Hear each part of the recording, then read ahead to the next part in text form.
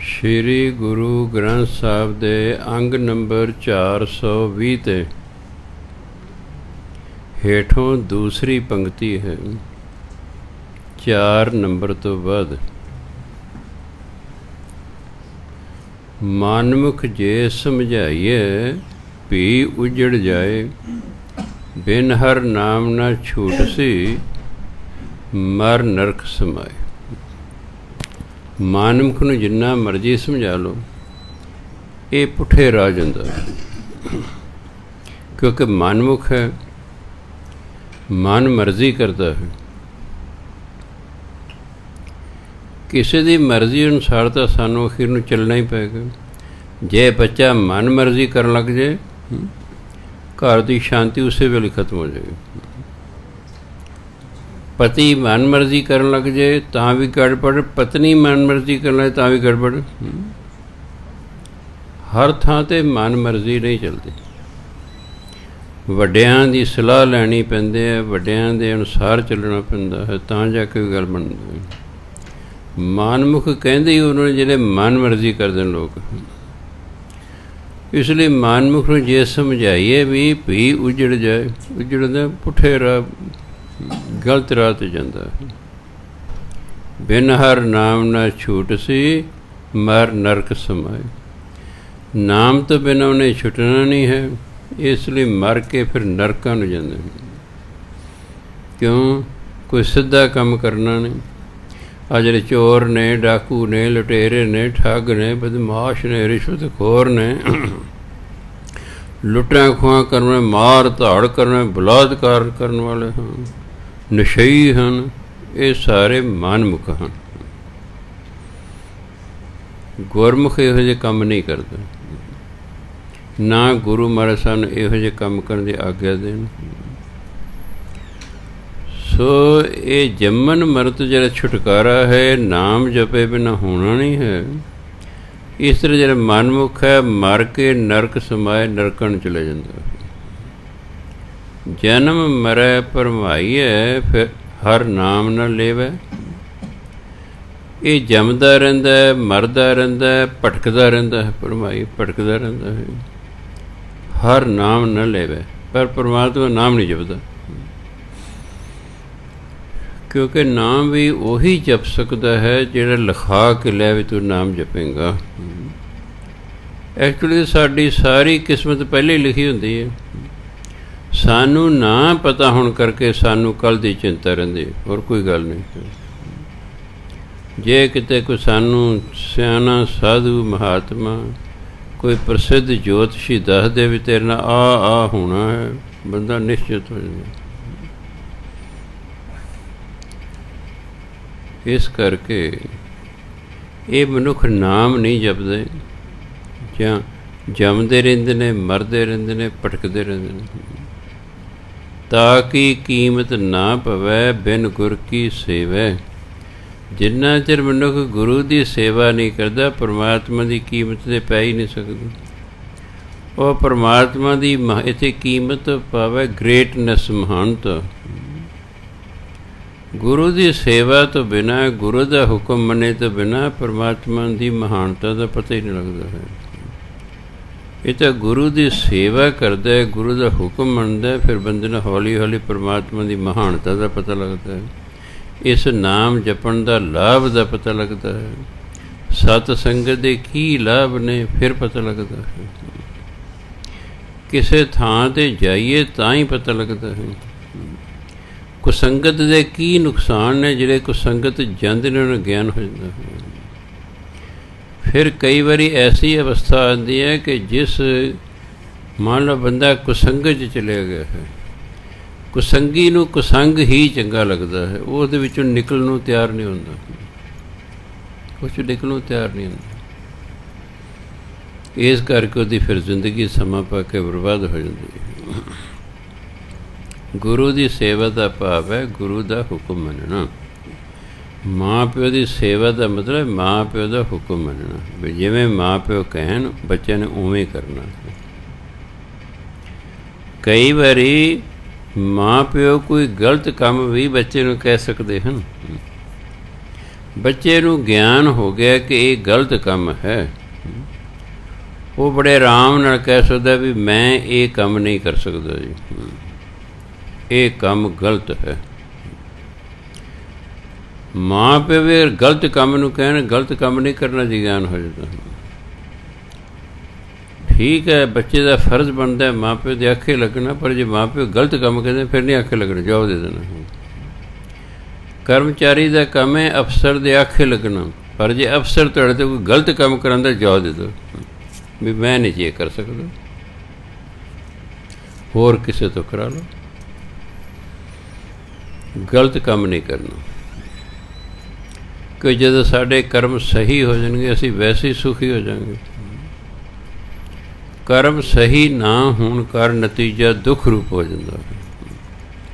ਕੁਝ ਅਸੀਂ ਪਿਛਲੇ ਜਨਮ 'ਚ ਮਾੜੇ ਕਰਮ ਕੀਤੇ, ਕੁਛ ਫਿਰ ਇੱਥੇ ਕਰਦੇ ਰਹਿੰਦੇ ਹਾਂ, ਇਸ ਲਈ ਦੁੱਖ ਜ਼ਿਆਦਾ ਜ਼ਿੰਦਗੀ 'ਚ ਨੇ, ਸੁੱਖ ਘੱਟ ਨੇ। ਪਰ ਗੁਰੂ ਮਹਾਰਾਜ ਕਹਿੰਦੇ ਜਿਹੀ ਸੇਵ ਕਰਾਈਏ ਕਰਨੀ ਪੀਸਾਈ। ਜਿਹੋ ਜੀ ਪਰਮਾਤਮਾ ਸੇਵਾ ਕਰਾਉਂਦਾ ਇਹ ਜੀਵ ਉਹੀ ਕਰਦਾ ਹੈ, ਇਹਦੇ ਵੱਸ 'ਚ ਵੀ ਨਹੀਂ। ਆਪ ਕਰੇ ਕਿਸ ਆਖੀਐ ਵੇਖੈ ਵਡਿਆਈ। ਪਰਮਾਤਮਾ ਜੋ ਕਰ ਰਿਹਾ ਆਪ ਹੀ ਕਰ ਰਿਹਾ ਹੈ। ਮਨੁੱਖ ਦੇ ਵਿੱਚ ਬੈਠਾ ਹੋਇਆ ਆਪ ਹੀ ਉਹ ਚੰਗੇ ਮੰਦੇ ਕਰਮ ਕਰ ਰਿਹਾ ਹੈ। ਵੇਖੈ ਵਡਿਆਈ ਅਤੇ ਆਪਣੀ ਵਡਿੱਤਣ ਨੂੰ ਵੇਖਦਾ ਹੈ ਕਿ ਉਹਦਾ ਹੁਕਮ ਚੱਲਦਾ ਹੈ। ਜੀਵ ਤੋਂ ਜਿਵੇਂ ਉਹ ਕਰਵਾਉਂਦਾ ਜੀਵ ਉਵੇਂ ਕਰਦਾ ਹੈ, ਕਿਉਂਕਿ ਹੁਕਮ ਰਜ਼ਾਈ ਚੱਲਣਾ ਸਭ ਉਹਦੇ ਹੁਕਮ ਵਿੱਚ। ਹੁਕਮ ਹੈ ਬਾਝ ਨਾ ਕੋਈ, ਉਸ ਤੋਂ ਬਾਹਰ ਕੋਈ ਨਹੀਂ ਹੈ। ਗੁਰ ਕੀ ਸੇਵਾ ਸੋ ਕਰੇ ਜਿਸ ਆਪ ਕਰਾਏ। ਗੁਰੂ ਦੀ ਸੇਵਾ ਵੀ ਉਹੀ ਕਰਦਾ ਹੈ ਜਿਸ ਤੋਂ ਪਰਮਾਤਮਾ ਆਪ ਕਰਵਾਉਂਦਾ ਹੈ। ਨਾਨਕ ਸਿਰ ਦੇ ਛੁਟੀਏ ਦਰਗਾਹ ਪਤ ਪਾਏ। ਸਿਰ ਦੇ ਕੇ ਛੁਟਕਾਰਾ ਹੋਣਾ ਹੈ। ਇੱਥੇ ਸਿਰ ਦੇਣ ਤੋਂ ਮਤਲਬ ਇਹ ਨਹੀਂ ਕੋਈ ਸਿਰ ਵੱਢ ਕੇ ਅਸੀਂ ਦੇ ਦੇਣਾ ਗੁਰੂ ਨੂੰ, ਇਹ ਭਾਵ ਨਹੀਂ ਹੈ। ਸਿਰ ਦੇ ਵਿੱਚ ਸਾਡੀ ਸੋਚ ਹੁੰਦੀ ਹੈ। ਆਪ ਸਿਰ ਦੇਣ ਦਾ ਮਤਲਬ ਆਪਣੀ ਸੋਚ ਗੁਰੂ ਨੂੰ ਅਰਪਣ ਕਰ ਦੇਣੀ, ਗੁਰੂ ਦੀ ਸੋਚ ਅਖਤਿਆਰ ਕਰਨੀ ਹੈ। ਫਿਰ ਦਰਗਾਹ ਦੇ ਜਾ ਕੇ ਇੱਜ਼ਤ ਮਿਲਦੀ ਹੈ। ਜਿੰਨਾ ਚਿਰ ਅਸੀਂ ਆਪਣੀ ਸੋਚ ਰੱਖਾਂਗੇ ਅਸੀਂ ਪਰਮਾਤਮਾ ਦੀ ਦਰਗਾਹ 'ਚ ਨਹੀਂ ਜਾ ਸਕਦੇ। ਆਪਣੀ ਮੱਤ ਤਿਆਗਣੀ ਪੈਣੀ, ਗੁਰੂ ਦੀ ਮੱਤ ਗ੍ਰਹਿਣ ਕਰਨੀ ਪੈਣੀ। ਗੁਰ ਕੀ ਮੱਤ ਤੂੰ ਲੇਹ ਆਨੇ, ਹੇ ਅਗਿਆਨੀ ਤੂੰ ਗੁਰੂ ਦੀ ਮੱਤ ਗ੍ਰਹਿਣ ਕਰ। ਗੁਰੂ ਦੀ ਮੱਤ ਸਹੀ ਕਿਉਂ ਹੁੰਦੀ ਹੈ? ਗੁਰੂ ਬ੍ਰਹਮ ਗਿਆਨੀ ਹੁੰਦੇ। ਬ੍ਰਹਮ ਗਿਆਨੀ ਕਿਹਨੂੰ ਕਹਿੰਦੇ ਨੇ? ਜਿਹਨੂੰ ਬ੍ਰਹਮ ਦਾ ਪਰਮਾਤਮਾ ਦਾ ਗਿਆਨ ਹੋ ਜਾਵੇ। ਪਰਮਾਤਮਾ ਦਾ ਗਿਆਨ ਤਾਂ ਹੀ ਹੋਏਗਾ ਜੋ ਪਰਮਾਤਮਾ ਤੱਕ ਜਾਵੇਗਾ, ਨਹੀਂ ਤੇ ਮੇਰੇ ਅੱਗੇ ਤਾਂ ਸ਼ਬਦੀ ਗਿਆਨ ਹੈ। ਮੇਰਾ ਗਿਆਨ ਤੇ ਬਾਣੀ ਅਨੁਸਾਰ ਹੈ, ਆਪਣਾ ਪ੍ਰੈਕਟੀਕਲੀ ਕੋਈ ਗਿਆਨ ਨਹੀਂ ਹੈ। ਜਦੋਂ ਮੰਨ ਲਓ ਸਾਡੇ ਜੇ ਕੋਈ ਬ੍ਰਹਮ ਤੱਕ ਪਹੁੰਚ ਗਿਆ, ਫਿਰ ਅਸੀਂ ਉਸ ਨੂੰ ਵੇਖਾਂਗੇ, ਫਿਰ ਉਹਦੇ ਬਾਰੇ ਸਾਨੂੰ ਜਾ ਕੇ ਗਿਆਨ ਹੋਵੇਗਾ, ਫਿਰ ਜਾ ਕੇ ਅਸੀਂ ਬ੍ਰਹਮ ਗਿਆਨੀ ਹੋਵਾਂਗੇ। ਪਰਮਾਤਮਾ ਤੱਕ ਕੌਣ ਪਹੁੰਚੇਗਾ? ਜਿਹਦਾ ਸੁਭਾਅ ਪਰਮਾਤਮਾ ਨਾਲ ਮੇਲ ਖਾ ਜਾਏਗਾ। ਸਾਡਾ ਸੁਭਾਅ ਪਰਮਾਤਮਾ ਨਾਲ ਮੇਲ ਨਹੀਂ ਖਾ ਰਿਹਾ। ਪਰਮਾਤਮਾ ਜਿਹੜਾ ਹੈ, ਜੋ ਮੰਨ ਲਓ ਇੱਥੇ ਆ ਕੇ ਬੋਲਣ ਲੱਗ ਜੇ, ਸਾਨੂੰ ਦਿਸੇਗਾ ਵੀ ਨਹੀਂ ਅਤੇ ਉਹ ਬੋਲ ਰਿਹਾ ਸਾਨੂੰ ਸੁਣੇਗਾ ਵੀ ਨਹੀਂ। ਨਾ ਨੇ ਸਾਨੂੰ ਦਿਸਣਾ ਨਾ ਨੂੰ ਸੁਣਨਾ, ਇਸ ਲਈ ਉਹਦੇ ਆਉਣ ਦਾ ਅਤੇ ਬੋਲਣ ਦਾ ਕੋਈ ਫਾਇਦਾ ਹੀ ਨਹੀਂ ਹੋਣਾ। ਇਸ ਗੱਲ ਦਾ ਪਰਮਾਤਮਾ ਨੂੰ ਵੀ ਪਤਾ ਹੈ। ਇਸ ਲਈ ਉਹਨੇ ਸੰਸਾਰ 'ਤੇ ਗੁਰੂ ਭੇਜੇ ਕਿ ਜੋ ਭਾਈ ਮੇਰਾ ਜਾ ਕੇ ਸੁਨੇਹਾ ਦਿਓ ਸੰਸਾਰ ਨੂੰ। ਸਾਡੇ 10 ਗੁਰੂਆਂ ਨੂੰ ਜੋ ਪਰਮਾਤਮਾ ਨੇ ਕਿਹਾ, ਉਹਨਾਂ ਨੇ 1430 ਅੰਗਾਂ 'ਚ ਲਿਖ ਦਿੱਤਾ ਵੀ ਆਹ ਪਰਮਾਤਮਾ ਦਾ ਹੁਕਮ ਹੈ। ਹੁਣ ਜਦੋਂ ਅਸੀਂ ਪਰਮਾਤਮਾ ਦੇ ਹੁਕਮ ਅਨੁਸਾਰ ਜੀਵਨ ਜੀਵਾਂਗੇ, ਕੁਦਰਤੀ ਗੱਲ ਹੈ, ਜਿਸ ਦਾ ਵੀ ਤੁਸੀਂ ਹੁਕਮ ਮੰਨੋਗੇ ਉਸੇ ਦੀ ਹੀ ਤੁਹਾਡੇ 'ਤੇ ਖੁਸ਼ੀ ਹੋਵੇਗੀ। ਦੋ ਬੱਚੇ ਨੇ, ਇੱਕ ਮਾਂ ਪਿਓ ਦਾ ਹੁਕਮ ਮੰਨ ਰਿਹਾ, ਦੂਜਾ ਕੋ ਆਕੜਦਾ ਹੈ, ਉਸ 'ਤੇ ਖੁਸ਼ੀ ਨਹੀਂ ਹੋਵੇਗੀ। ਅਸੀਂ ਤਾਂ ਫਿਰ ਵੀ ਮੋਹ ਦੇ ਅਧੀਨ ਹਾਂ। ਬੱਚਾ ਮਾਂ ਪਿਓ ਨੂੰ ਗਾਲਾਂ ਵੀ ਕੱਢ ਦਿੰਦਾ, ਫਿਰ ਵੀ ਮਾਂ ਪਿਓ ਮਾਫ਼ ਕਰ ਦਿੰਦੇ ਨੇ। ਪਰ ਉੱਥੇ ਇਸ ਤਰ੍ਹਾਂ ਨਹੀਂ ਹੈ, ਉੱਥੇ ਸਾਡਾ ਕਰਮ ਲਿਖਿਆ ਜਾਣਾ। ਗੁਰੂ ਪਰਮਾਤਮਾ ਵਰਗਾ ਸਾਡਾ ਸੁਭਾਅ ਚਾਹੀਦਾ ਹੈ। ਉਹ ਤਾਂ ਹੋਵੇਗਾ ਜੇ ਅਸੀਂ ਗੁਰੂ ਦੇ ਆਖੇ ਲੱਗਾਂਗੇ, ਕਿਉਂਕਿ ਗੁਰੂ ਅਤੇ ਪਰਮਾਤਮਾ ਦੇ ਸੁਭਾਅ 'ਚ ਕੋਈ ਫਰਕ ਨਹੀਂ ਹੁੰਦਾ। ਜਿਉਂ-ਜਿਉਂ ਅਸੀਂ ਗੁਰੂ ਦੇ ਆਖੇ ਲੱਗਾਂਗੇ, ਤਿਉਂ-ਤਿਉਂ ਸਾਡਾ ਸੁਭਾਅ ਪਰਮਾਤਮਾ ਵਰਗਾ ਹੋਈ ਜਾਵੇਗਾ। ਦੋ ਵਿਅਕਤੀ ਦੀ ਤਾਂ ਹੀ ਨਿਭਦੀ ਹੈ ਜੇ ਉਹਨਾਂ ਦਾ ਸੁਭਾਅ ਇੱਕੋ ਜਿਹਾ ਹੋਵੇ। ਪੰਜਾਬੀ ਦੀ ਕਹਾਵਤ ਹੈ, ਤੂੰ ਬਾਹਮਣੀ ਅਤੇ ਮੈਂ ਸੁਨਿਆਰਾ, ਤੇਰੀ ਮੇਰੀ ਨਹੀਂ ਨਿਭਦੀ।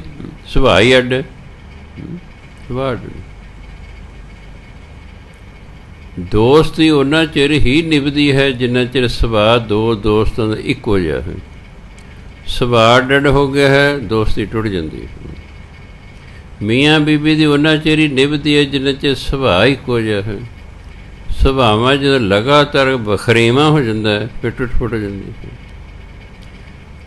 ਅਸੀਂ ਪਰਮਾਤਮਾ ਦੇ ਹੀ ਬੱਚੇ ਹਾਂ,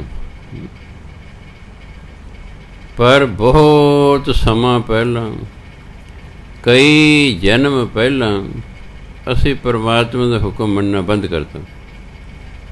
ਉਹਨੇ ਸਾਨੂੰ ਆਪਣੇ ਘਰੋਂ ਕੱਢਤਾ ਵੀ ਜੋ ਦਫਾ ਹੋਵੋ, ਜੋ ਦਫਾ। ਬਾਈਬਲ ਦੀ ਆਪ ਜੀ ਨੂੰ ਕਈ ਵਾਰੀ ਉਦਾਹਰਨ ਦਿੱਤੀ। ਜਿੰਨਾ ਚਿਰ ਐਡਮ ਅਤੇ ਈਵ ਨੇ ਪਰਮਾਤਮਾ ਦਾ ਹੁਕਮ ਮੰਨਿਆ, ਉਹ ਸਵਰਗ 'ਚ ਰਹੇ। ਜਦੋਂ ਉਹਨਾਂ ਨੇ ਨਹੀਂ ਮੰਨਿਆ, ਉਹਨਾਂ ਨੇ ਧਰਤੀ ਸੁੱਟਤਾ, ਜੋ ਦਫਾ ਹੋ, ਕਰੀ ਜਾਓ, ਭਰੀ ਜਾਓ। ਸੋ ਇਸ ਕਰਕੇ ਸਾਡਾ ਸੁਭਾਅ ਪਰਮਾਤਮਾ ਅਨੁਸਾਰ ਤਾਂ ਹੋਵੇਗਾ ਜੇ ਅਸੀਂ ਗੁਰੂ ਦੀ ਗੱਲ 'ਤੇ ਪਹਿਰਾ ਦਈਏ। ਸੋ ਗੁਰੂ ਨੂੰ ਆਪਣਾ ਸਿਰ ਅਰਪਣ ਕਰਨਾ। ਉਹੀ ਤਾਂ ਗੁਰਬਾਣੀ ਹੈ, ਤਨ ਮਨ ਧਨ ਸਭ ਸੌਂਪ ਗੁਰ ਕੋ ਹੁਕਮ ਮੰਨਿਆ ਪਾਈਏ। ਆਪਣਾ ਤਨ, ਆਪਣਾ ਮਨ, ਆਪਣਾ ਧਨ ਗੁਰੂ ਨੂੰ ਅਰਪਣ ਕਰਨਾ ਹੈ। ਬਹੁਤ ਸਾਲ ਪਹਿਲਾਂ, ਕੋਈ 35 ਸਾਲ ਪਹਿਲਾਂ ਦੀ ਗੱਲ ਹੋਣੀ ਘੱਟ ਤੋਂ ਘੱਟ, ਉਦੋਂ ਰੇਡੀਓ ਹੁੰਦੇ ਸਨ। ਸਵੇਰੇ ਮੈਂ ਰੇਡੀਓ ਲਾਇਆ, ਉੱਥੇ ਜਿਹੜਾ ਹੈ ਸਰਸੇ ਵਾਲੇ ਮਹਾਂਪੁਰਖ ਜਿਹੜੇ ਨੇ, ਉਹਨਾਂ ਦੀ ਕਥਾ ਆ ਰਹੀ ਹੈ। ਮੈਂ ਤਾਂ ਸੁਣਦੇ ਹਾਂ, ਮੈਂ ਸੁਣ ਰਿਹਾ। ਉਹਨਾਂ ਨੇ ਵਿਆਖਿਆ ਇਸ ਦੀ ਕੀਤੀ, ਤਨ ਮਨ ਧਨ ਸਭ ਸੌਂਪ ਗੁਰ ਕੋ ਹੁਕਮ ਮੰਨਿਆ ਪਾਈਏ। ਕਹਿੰਦੇ ਭਾਈ ਇੱਥੇ ਇਹ ਮਤਲਬ ਨਹੀਂ ਕਿ ਤੁਸੀਂ ਆਪਣਾ ਸਰੀਰ ਵੀ ਗੁਰੂ ਨੂੰ ਦੇ ਦਿਓ, ਧਨ ਵੀ ਗੁਰੂ ਨੂੰ ਦੇ ਦਿਓ, ਫਿਰ ਤੁਸੀਂ ਕੀ ਖਾਓਗੇ? ਮੰਨ ਲਓ ਜਿੰਨੀ ਮੈਨੂੰ ਆਮ ਤਨਖਾਹ ਮਿਲਦੇ ਸਾਰੇ ਗੁਰਦੁਆਰੇ ਮੱਥਾ ਟੇਕ ਆਵਾਂ ਅਤੇ ਆਪ ਕਿੱਥੇ ਖਾਵਾਂਗਾ? ਆਪਣਾ ਪਰਿਵਾਰ ਕਿਵੇਂ ਪਾਲਾਂਗਾ? ਨਹੀਂ, ਕਹਿੰਦੇ ਸੀ ਤਨ ਦੇਣ ਦਾ ਮਤਲਬ ਹੈ ਇਸ ਸਰੀਰ ਨਾਲ ਉਹ ਕੰਮ ਕਰੋ ਜੋ ਕੰਮ ਗੁਰੂ ਕਰਨ ਨੂੰ ਕਹਿੰਦਾ ਹੈ। ਬਸ ਇਹ ਤਨ ਸੌਂਪਣਾ। ਮਨ ਵਿੱਚ ਉਹ ਵਿਚਾਰ ਲਿਆਓ ਜੋ ਗੁਰੂ ਦੇ ਵਿਚਾਰਾਂ ਅਨੁਸਾਰ ਹਨ, ਇਹੀ ਮਨ ਸੌਂਪਣਾ ਹੈ। ਧਨ ਉਸ ਤਰ੍ਹਾਂ ਖਰਚ ਕਰੋ ਜਿਵੇਂ ਗੁਰੂ ਮਹਾਰਾਜ ਕਹਿੰਦੇ ਨੇ, ਉਸ ਤਰ੍ਹਾਂ ਧਨ ਖਰਚ ਕਰੋ। ਇਹ ਧਨ ਅਰਪਣ ਕਰਨਾ ਹੁੰਦਾ ਹੈ। ਅਸੀਂ ਜਦੋਂ ਧਨ ਖਰਚਦੇ ਹਾਂ, ਸਾਨੂੰ ਗੁਰੂ ਭੁੱਲ ਭੁਲਾ ਜਾਂਦਾ ਹੈ। ਗੁਰਬਾਣੀ ਕਹਿੰਦੀ ਸ਼ਰਾਬ ਨਹੀਂ ਪੀਣੀ, ਝੂਠਾ ਮਦ ਮੂਲ ਨਾ ਪੀਚੀ ਜੇ ਕਾ ਪਾਰ ਵਸਾਏ। ਜਿੱਥੋਂ ਤੱਕ ਵਸ ਚੱਲੇ ਸ਼ਰਾਬ ਨਹੀਂ ਪੀਣੀ ਚਾਹੀਦੀ। ਅਸੀਂ ਫਿਰ ਲੱਖਾਂ ਰੁਪਈਏ ਪੈਲਸਾਂ 'ਚ ਸ਼ਰਾਬਾਂ 'ਤੇ ਉਜਾੜ ਦਿੰਦੇ ਹਾਂ। ਇਹ ਧਨ ਜਿਹੜਾ ਹੈ ਇਹ ਗੁਰੂ ਦੇ ਅਨੁਸਾਰ ਨਹੀਂ ਵਰਤਿਆ ਗਿਆ, ਇਹਦੀ ਦੁਰਵਰਤੋਂ ਕੀਤੀ ਗਈ। ਧਨ ਵੀ ਗੁਰੂ ਦੇ ਅਨੁਸਾਰ ਹੀ ਵਰਤਣਾ ਹੈ। ਇਹ ਹੈ ਮਨ ਤਨ ਧਨ ਸਭ ਸਾਂਭ ਗੁਰ ਕੋ। ਸੋ ਗੁਰੂ ਮਹਾਰਾਜ ਕਹਿੰਦੇ ਜਿਹੜਾ ਸਿਰ ਦਿੰਦਾ ਹੈ ਆਪਣੀ ਸੋਚ ਗੁਰੂ ਮਹਾਰਾਜ ਨੂੰ ਅਰਪਣ ਕਰ ਦਿੰਦਾ ਹੈ, ਉਹਦਾ ਜੰਮਣ ਮਰਨ ਤੋਂ ਛੁਟਕਾਰਾ ਹੋ ਜਾਂਦਾ ਹੈ। ਦਰਗਾਹ ਫਾਰਸੀ ਦਾ ਸ਼ਬਦ ਹੈ। ਹੁਣ ਤੱਕ ਮੇਰਾ ਆਪ ਜੀ ਨੂੰ ਪਤਾ ਲੱਗ ਗਿਆ ਨਾ ਕਿਸ ਨੂੰ ਦਰਗਾਹ ਨਹੀਂ ਪੜ੍ਹਨਾ, ਕੀ ਪੜ੍ਹਨਾ? ਦਰਗਾਹ। ਕੀ ਪੜ੍ਹਨਾ? ਆਮ ਕਹਿੰਦੇ ਇਹ ਪੀਰ ਦੀ ਦਰਗਾਹ ਹੈ ਜੀ। ਆਪਾਂ ਇਹ ਨਹੀਂ ਕਹਿੰਦੇ ਪੀਰ ਦੀ ਦਰਗਾਹ, ਆਪਾਂ ਕਹਿੰਦੇ ਪੀਰ ਦੀ ਦਰਗਾਹ ਹੈ। ਦਰਗਾਹ ਪਤ ਪਾਈਏ, ਫਿਰ ਪਰਮਾਤਮਾ ਦੇ ਦਰ 'ਤੇ ਇੱਜ਼ਤ ਮਿਲਦੀ ਹੈ। ਆਸਾ ਮਹਿਲਾ ਪਹਿਲਾ, ਰੂੜੋ ਠਾਕੁਰ ਮਾਹਰੋ, ਰੂੜੀ ਗੁਰਬਾਣੀ। ਛੋਟਿਆਂ ਦੇ ਪਨ ਕਾਹਦੇ 'ਚ ਆ ਗਿਆ ਸੀ ਸ਼ਬਦ? ਅਸੀਂ ਕਹਿ ਵੀ ਰੂੜੋ ਰੂੜੀ, ਆਵੇ ਰੂੜੀ ਤੋਂ ਭਾਵ ਹੋਣਾ। ਫਿਰ ਪਤਾ ਲੱਗੇ ਤਾਂ ਹਿੰਦੀ ਦਾ ਸ਼ਬਦ ਹੈ ਰੂੜੋ ਮੈਨੇ ਸੁੰਦਰ। ਰੂੜੋ ਠਾਕੁਰ ਮਾਹਰੋ, ਮਾਹਰ ਦਾ ਮਤਲਬ ਜਿਹੜਾ ਕੰਮ 'ਚ ਮਾਹਰ ਹੋਵੇ, ਹਾਲਾਂਕਿ ਕੰਮ 'ਚ ਬੜਾ ਮਾਹਿਰ ਹੈ ਜੀ, ਨਿਪੁੰਨ ਹੈ। ਜਿਹੜਾ ਪਿੰਡ ਦਾ ਚੌਧਰੀ ਹੁੰਦਾ ਉਹਨੂੰ ਵੀ ਮਾਹਰ ਕਹਿੰਦੇ ਹਨ। ਪਰਮਾਤਮਾ ਸੁੰਦਰ ਹੈ ਠਾਕੁਰ। ਆਰਡਰ ਬੋਲੀਆਂ ਦੇ ਸ਼ਬਦ ਨੇ, ਕੋਈ ਠਾਕੁਰ ਕਹਿੰਦਾ ਹੈ, ਕੋਈ ਅੱਲਾਹ ਕਹਿੰਦਾ ਹੈ, ਕੋਈ ਰਾਮ ਕਹਿੰਦਾ ਹੈ, ਕੋਈ ਪਰਮਾਤਮਾ ਕਹਿੰਦਾ ਹੈ। ਇਸ ਤਰ੍ਹਾਂ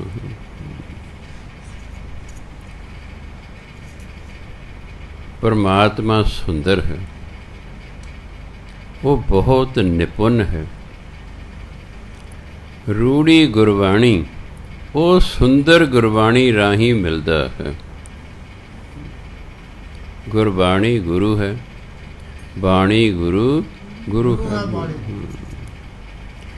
ਬਾਣੀ ਨੂੰ ਸੁੰਦਰ ਕਿਹਾ ਗਿਆ ਹੈ ਕਿਉਂਕਿ ਗੁਰੂ ਦੀ ਬਾਣੀ ਹੈ। ਅਸਲ ਕਹਿੰਦੇ ਸੁੰਦਰ ਕੌਣ ਹੈ? ਜਿਹਦੇ ਸੁੰਦਰ ਵਿਚਾਰ ਹਨ। ਸ਼ਕਲ ਸੂਰਤ ਦਾ ਸੁੰਦਰ ਹੋਣਾ ਹੋਰ ਗੱਲ ਹੈ। ਇੰਗਲਿਸ਼ ਵਾਲੇ ਕਹਿੰਦੇ handsome is he who handsome does. ਸੁੰਦਰ ਉਹ ਹੈ ਜਿਹੜਾ ਸੁੰਦਰ ਕੰਮ ਕਰਦਾ ਹੈ। ਇਸ ਲਈ ਪਰਮਾਤਮਾ ਸੁੰਦਰ ਹੈ। ਆਮ ਇੱਕ ਵਾਰੀ ਫਿਲਮ ਹੈ ਸਤਿਅਮ ਸ਼ਿਵਮ ਸੁੰਦਰਮ। ਸਤਿਅਮ ਸਤ ਪਰਮਾਤਮਾ, ਸ਼ਿਵ ਹੁੰਦਾ ਗਿਆਨ, ਸ਼ਿਵਮ ਗਿਆਨ, ਸੁੰਦਰਮ ਸੁੰਦਰ। ਪਰਮਾਤਮਾ ਗਿਆਨਵਾਨ ਹੈ, ਪਰਮਾਤਮਾ ਸੁੰਦਰ ਹੈ, ਸਤ ਸਦਾ ਰਹਿਣ ਵਾਲਾ ਹੈ। ਪਰਮਾਤਮਾ ਸਦਾ ਰਹਿਣ ਵਾਲਾ ਸਤ ਹੈ। ਸੁੰਦਰਮ ਸੁੰਦਰ ਹੈ, ਸ਼ਿਵਮ ਗਿਆਨਵਾਨ ਹੈ। ਇਸ ਲਈ ਕਹਿੰਦੇ ਪਰਮਾਤਮਾ ਇਸ ਸੁੰਦਰ ਗੁਰਬਾਣੀ ਰਾਹੀਂ ਮਿਲਦਾ ਹੈ। ਵੱਡਾ ਭਾਗ ਸਤਿਗੁਰ ਮਿਲੈ, ਪਾਈਐ ਪਦ ਨਿਰਵਾਣੀ। ਨਿਰਵਾਣ ਪਦਵੀ ਬੁੱਧ ਧਰਮ ਅਤੇ ਜੈਨ ਧਰਮ ਦੇ ਵਿੱਚ ਮੁਕਤੀ ਨੂੰ ਨਿਰਵਾਣ ਪਦ ਕਹਿੰਦੇ ਹਨ। ਮਨੁੱਖ ਨੂੰ ਮੁਕਤੀ ਕਦੋਂ ਮਿਲਦੀ ਹੈ? ਜਦੋਂ ਉਹਦੀ ਕੋਈ ਇੱਛਾ ਹੀ ਨਾ ਹੋਵੇ। ਸਾਡੀ ਜਿਹੜੀ ਇੱਛਾ ਹੈ ਹੀ ਸਾਨੂੰ ਦੁਬਾਰਾ ਜਨਮ ਲੈਣ ਲਈ ਮਜਬੂਰ ਕਰਦੀ ਹੈ। ਜਿਹੋ ਜਿਹੀ ਸਾਡੀ ਅਖੀਰਲੀ ਇੱਛਾ ਹੈ ਉਹੋ ਜਿਹੀ ਸਾਨੂੰ ਅਗਲਾ ਜਨਮ ਮਿਲਦਾ ਹੈ। ਕਹਿੰਦੇ ਅੰਤ ਵਾਰ ਜੋ ਲక్ష్ਮੀ ਸਿਮਰੈ, ਜਿਹੜਾ ਮਰਨ ਵੇਲੇ ਮਾਇਆ ਯਾਦ ਆ ਜਾਏ ਫਿਰ ਉਹ ਕੀ ਬਣਦਾ? ਸਰਪ ਜੋ, ਉਹ ਸੱਪ ਦੀ ਜੂਨੀ ਪੈਂਦਾ। ਇਸ ਤਰ੍ਹਾਂ ਵਾਰੀ ਵਾਰੀ ਧੀ ਪੁੱਤਰ ਯਾਦ ਆ ਗਏ, ਉੱਥੇ ਭੂਤ ਪ੍ਰੇਤ ਬਣ ਕੇ ਫਿਰੀ ਜਾਂਦਾ। ਜੇ ਅਖੀਰ 'ਤੇ ਕਿਤੇ ਰੱਬ ਯਾਦ ਆ ਗਏ ਬਸ ਫਿਰ ਗਿਆ ਸੱਚਖੰਡ ਨੂੰ। ਸੋ ਗੁਰੂ ਮਹਾਰਾਜ ਕਹਿੰਦੇ ਨਿਰਵਾਣ ਪਦ ਹੁੰਦਾ ਜਦੋਂ ਕੋਈ ਇੱਛਾ ਨਾ ਰਹਿ ਜਾਏ। ਇੱਛਾ ਰਹਿਤ ਜਦੋਂ ਮਨੁੱਖ ਹੋ ਜਾਂਦਾ ਇਹਨੂੰ ਕਹਿੰਦੇ ਨਿਰਵਾਣ ਪਦਵੀ।